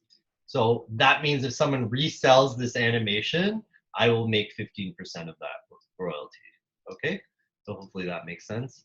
Properties is so for example, you know, what is the medium that the original is in, you know, what's the size of this, what's the format. These are just some properties they want you to list. Your price, right? The golden ticket, right? What is the price of this artwork? And then the unlock once purchased is a feature that is, once, like what Dan said about smart contracts, it's basically you bought this thing, now it'll grant you this access. Like you get a signed, oh, this was a great one I heard, is you'll get a signed print copy of the original art, for like mailed to you. So that's an amazing perk. Like like think about Alex Gray buying an NFT. He just launched some NFTs, but like think about that, and then getting the perk of like a signed copy of the print of the art from Alex Gray in that package. You know, that's kind of a cool, you know, add-on to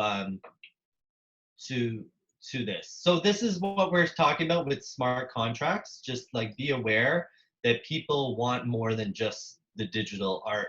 So put some time and thought into like, hey, what could be a cool perk I could offer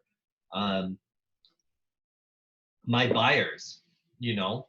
And you know, maybe in the launch, that's part of the hype, is that, hey guys, you know, we have some sweet pieces in this year's like NFT Visionary Showcase, and with it comes like, you know, free prints or like meet the artist or all these cool things. Like these are all ways that are going to make this drop, as they call it, you know, have a lot of hype around it. Is you guys having these cool little like perks, like Carly doing a private hand pen performance over Zoom for her clients, or Elisa like making a, you know, a customized dance video in the tropics, or a thank you or something, or like, I don't know, like I like, you know, come up with the coolest perk you can imagine, you know. You know, one thing I offer my clients is a personalized animal totem. Give me your 5 animal spirits and I'll combine them into an animal totem for you. And that's like a huge perk. And it's a thing that I love doing and I do in 20 minutes, but to them it means the world. So think about that. Think client centered, think customer focused. How can I offer, you know, a perk? And like, what's a perk I would have liked as a teenager if I bought like a pass to a concert, you know, backstage, a signed copy, a t-shirt, a thing, you know? Though, just think like that. So let's see. I just have to find a demo piece of art. So I'm going to go into my archive for a second. Dan, if you have anything to share, if anyone has any questions, just please ask.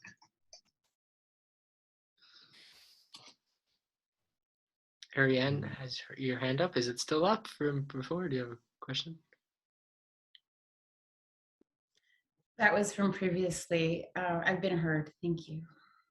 It is a very new space for sure. And yeah, good kudos to everybody for showing up, you know, and like sticking with it. Yeah, guys, like this is. I have a question. Would you say like roughly 15-20% is a good percentage for royalty? Yeah, apparently the majority of royalties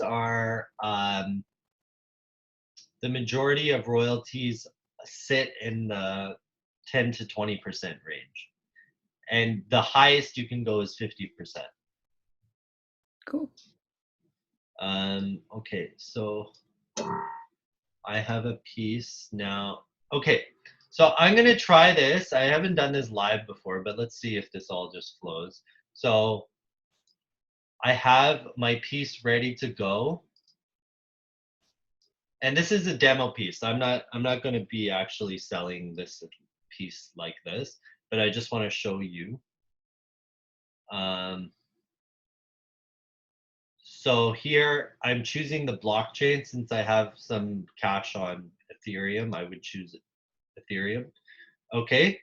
Next, I have, am I creating one version of this or a multiple?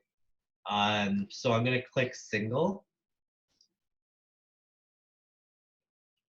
Okay, so now I'm going to upload my file. Now I have a file that's 7.7 megabytes. So not like the highest quality, but pretty good quality. And I'm just going to pick that. Okay, so there's my like sample NFT. Okay, the next is put it on the marketplace. Enter a price. So what does each of these mean? Fixed price means, hey, if you want to buy this for 200 bucks, is yours. Open for bids means I have this starting price or I have a zero price and people start bidding, and then whatever price it ends up on, I think there's a date in which it has to sell. Or I think for open for bids, you choose when you want to sell it, and then timed auction means that whatever the highest price up until a certain date is would claim the piece. Does that make sense? So in this case, I want a fixed price. Okay, so the service fees are 2.5% of whatever I listed at. So in this case, I want to list this for an ETH is 4. Wow, an ETH is 4. Okay, let's just say I want to list this for 0.5 of an ETH. Okay. So now that it says equals $1,867 US. Okay. Now, this is where the smart contracts come in. It says unlock once purchased. So I'm going to say yes. Okay. So now here would be if I had a link, like say it was a Google Drive link or something that, or even a website that like you've specially curated for the people who, you know, buy your work, you would put that link there.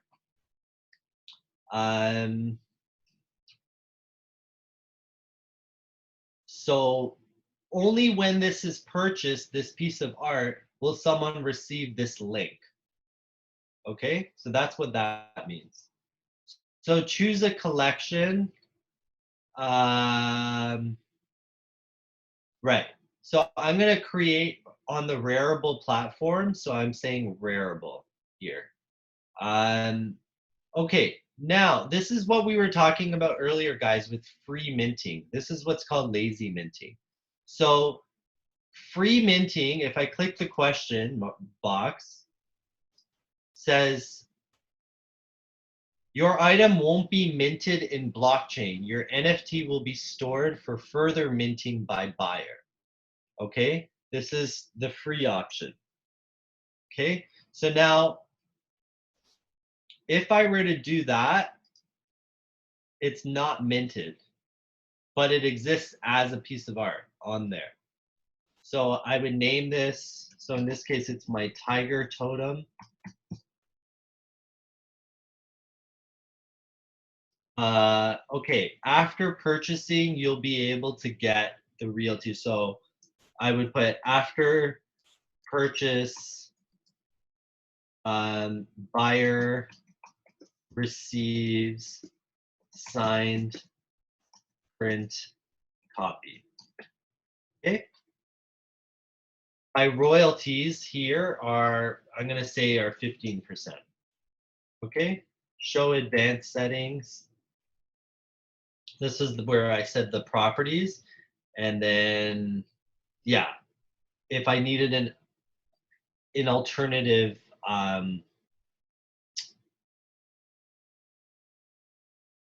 yeah, if I wanted an alternative piece, any alternative text, I would kind of put it there.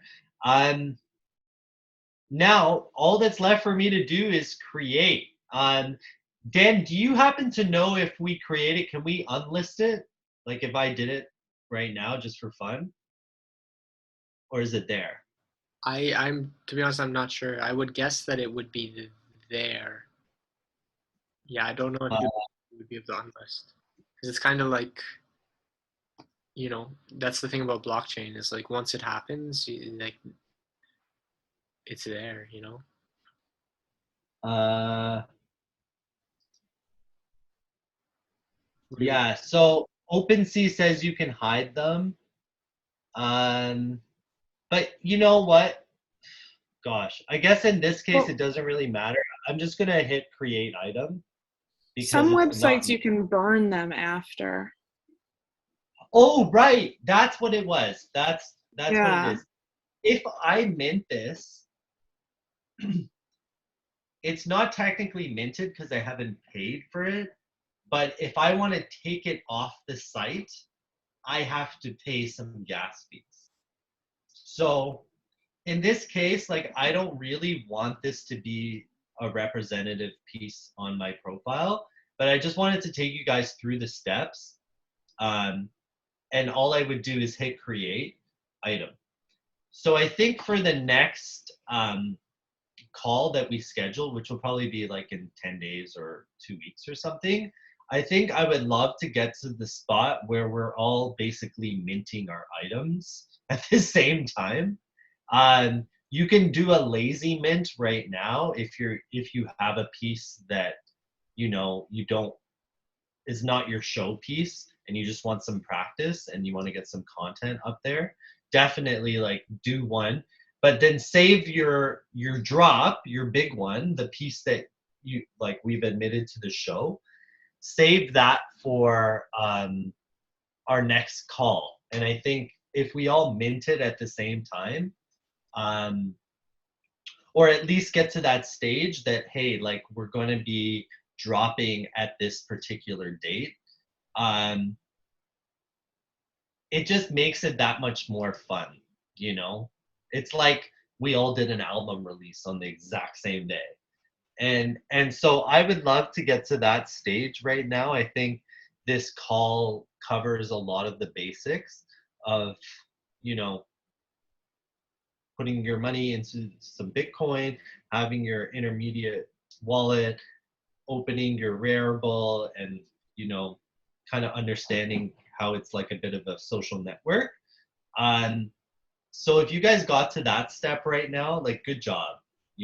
That's really good. Don't worry right now about doing it all tonight.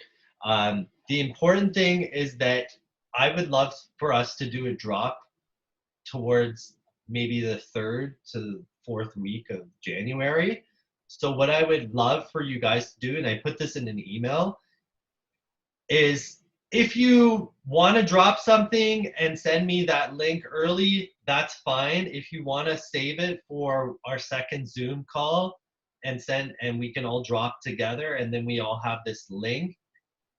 Basically what I will need is a cover image for whatever your NFT is going to be to put in the virtual gallery, as well as your auction link. So, for that 3rd or 4th week, that auction link will be affixed to your virtual gallery. So then the idea is that we're going to share this virtual gallery with all our clients and all our patrons and say, hey, we just dropped an NFT. Go check out this gallery. Everything is for sale. So that's kind of cool. And that's kind of how a lot of drops are done nowadays with virtual galleries, with these super hip people in LA and all these places doing drops, is they're sort of like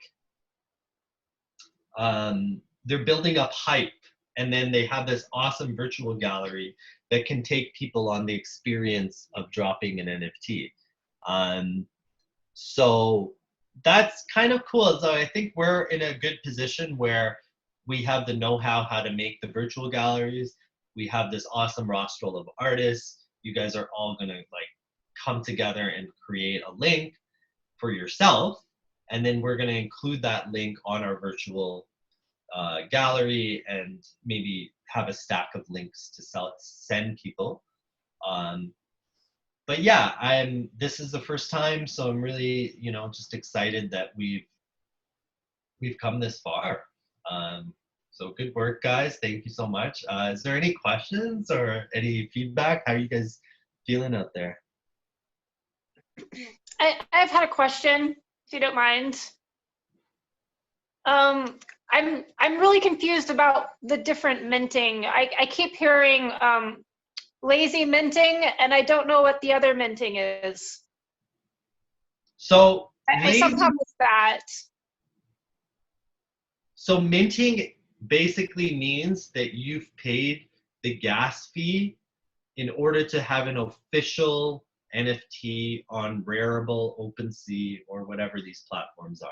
So as you can see, my piece over here has a little check mark somewhere that it's verified by Rarible. That means that it's actually been minted.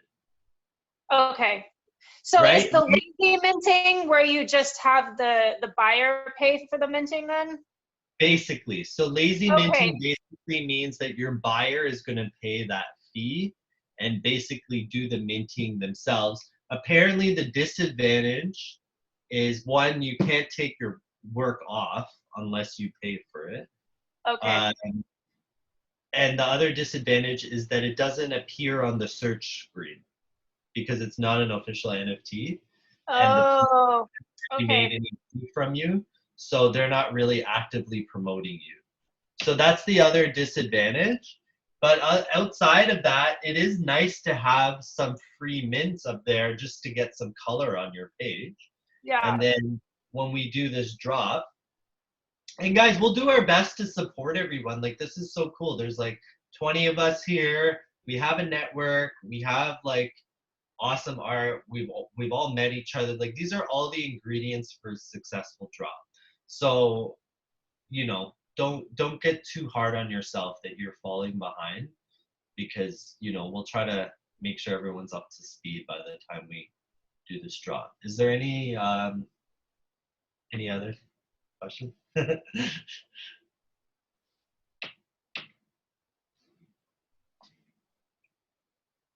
I think somebody asked what the cost to mint is, and I'm wondering that too. I can find out for you. Even when you're on Rarible and you click create, it will prompt you with Ethereum, Flow, and Tezos, and it will tell you that Flow is the cheapest. Tezos is probably going to be cheap. Ethereum is going to be the most expensive, but it's also the most recognizable, which is why some people still choose to pay for it. Okay. And the thing is, so what we're using as Rarible is a marketplace. They'll call it an NFT marketplace. There's other ones, like we've talked about. OpenSea is another marketplace. And as somebody was mentioning, there is a connection between the two. So I think you can actually see listings on OpenSea on Rarible. So there are different marketplaces for different blockchains. So, you know, OpenSea is an exclusive Ethereum-based NFT marketplace. I know this all might be a bit confusing, but So confusing. Yeah. So Rarible is a marketplace, whereas MetaMask is a wallet, and Coinbase is an exchange. Okay, guys, it says here that the average cost was about $157. Okay, wow. Yeah, see, December 28th, early arrivals could mint left-facing apes for free, while others pay a fee of 0.42, currently $157. 0.042 of an ETH. Yeah, ETH is. So, you know, it's the cost of business in this world, and I'm not saying that it's for everybody, but what you're doing by understanding these platforms is creating a knowledge base so that when there are cheaper platforms, which there will be, you know, you've created at least the knowledge that can go between these platforms. But in some sense, think of it like this: like I pay for my music to be on Spotify. I pay for like my art to be uploaded here, but I'm paying for the visibility, and I'm paying for it being in, you know, the San Francisco Art Museum versus the like small town Canada museum. So I'm paying for that $157 to be on a very legitimate platform with a large buyer base and a large visibility and Okay. all these things. So just, you know, please don't um, be intimidated, but also don't be unrealistic with, you know, the things you care the most about. So I made it a goal to be like, hey, when I have that extra $1,000, I'm gonna use it exclusively for gas fees to get 10 pieces up here, you know? And I think that is an investment because each of those pieces can sell for thousands of dollars. And the better I get as an artist, the more and more scarce that, you know, digital signature is associated with that piece of work. So yeah, guys, like I know that's a lot to take in, but you're worth it. Your art's worth it, and you know, you'll see down the road in 10 years how ubiquitous this technology is, and you know, you'll be thankful that you got in early. What I tell people now, uploading an NFT right now is like making a film in the 1920s. Like at this current time, in 20 years, it won't be like making a film in the. So if you're uploading in the first, you know, kind of 2 years of the explosion of NFTs, you're ahead of the curve right now. So it's okay. Like you haven't fallen behind. Yes, there has been successful artists, you know, but like Chris Dyer just did his first NFT drop, you know. So Android Jones maybe 8 months ago, you know. So yes, it feels like you're behind or whatever, you might feel that way, but you're ahead of the curve. It's totally fine. We'll get through this. It's not going to be a big deal. I know it's techie, nerdy stuff, but look, like we're hanging out on a Zoom call together and we're having fun. So is there anything else? I know it's 11 o'clock. I really want to respect people's time and their families, and yeah. So can we pick this up at a later date? And you know, if you go over the email I sent and see like the 3 requirements I would need for the drop, just see how far you can get in the process of, you know, connecting your things. Look up some tutorials if you need to. I found that helpful, is to do my own research on YouTube. You know, look up Ethereum versus Bitcoin, look up, you know, free minting, what's the advantages, disadvantage, look up, you know, what are some successful drops, what makes a successful drop, you know, get into the space a little bit and just like know that there's already a wealth of resources out there beyond what we talked about.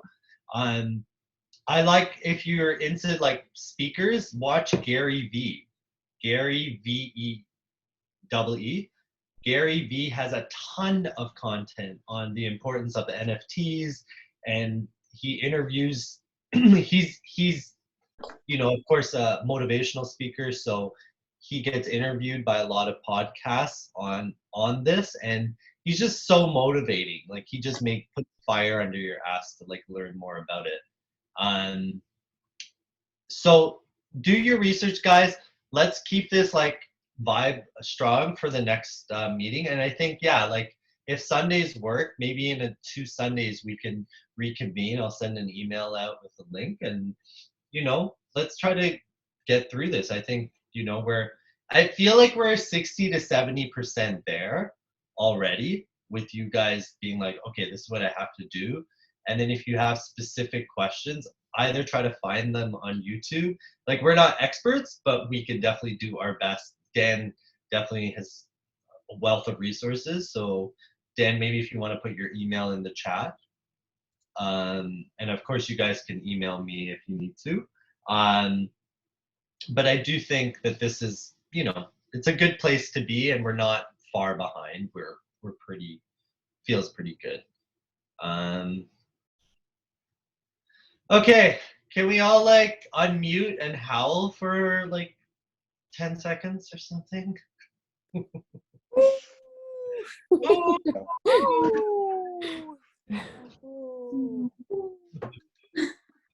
So good. I wanted to mention as well on the Vision Train, Gary Mercury has a NFT support group, and we're kind of sharing, you know, project ideas and just generally, you know, to throw some ideas around on there. It's been great, actually. So Awesome. if anyone wants information, I can send you the details for that when it's happening. And just some inspiration, I'll just quickly share. This is Chris Dyer's Galactic Gang project. So this is what I was telling you guys about, where he drew a series of eyes, a series of noses, a series of mouths, and then AI software combined them into all these faces. And so he actually sold out of it. But here, if we go to it, now this is OpenSea, which is, you know, like Rarible, it's a listing platform. We can see that Chris Dyer has listed 5.6 thousand items. Now, don't forget, guys, 5.5 of those were part of this one drop, right? And if you see already, he has 2.5 thousand owners, right? So it's almost like each owner has two pieces or more than one, because like he's got 5,000 listed and these many owners.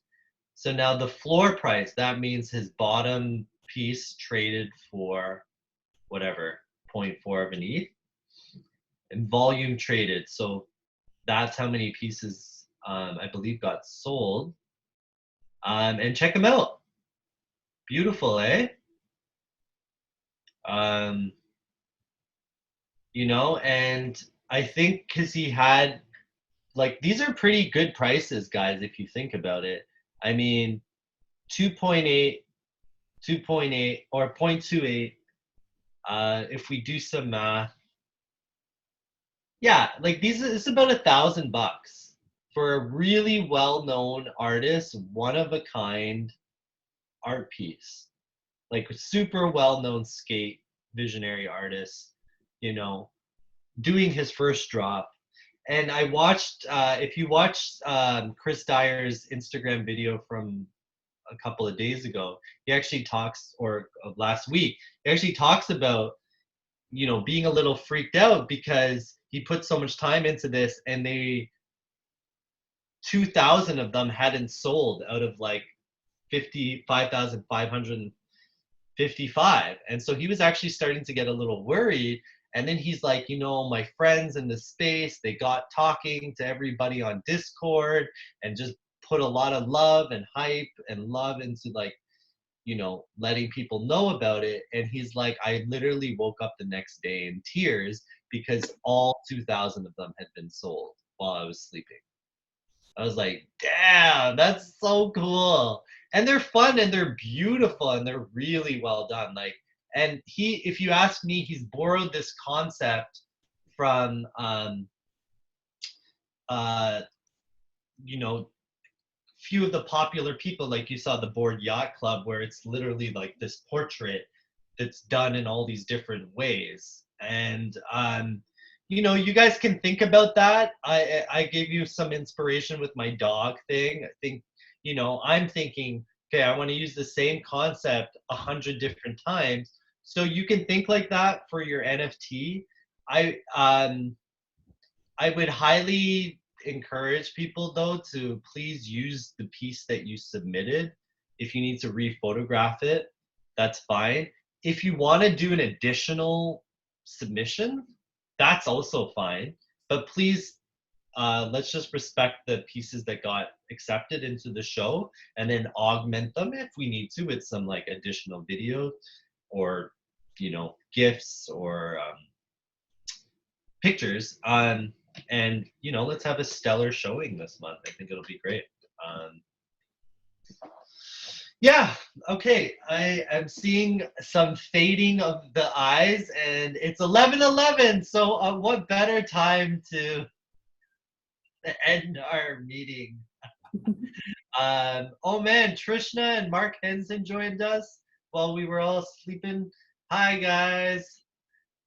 Thanks so much, you know, for tuning in.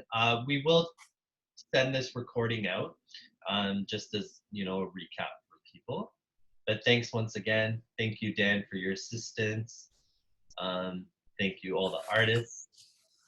And yeah, I'm very excited that we have a good cohort going forward, and that we're all very excited about what this can mean for our future as artists in the cyber world, you know?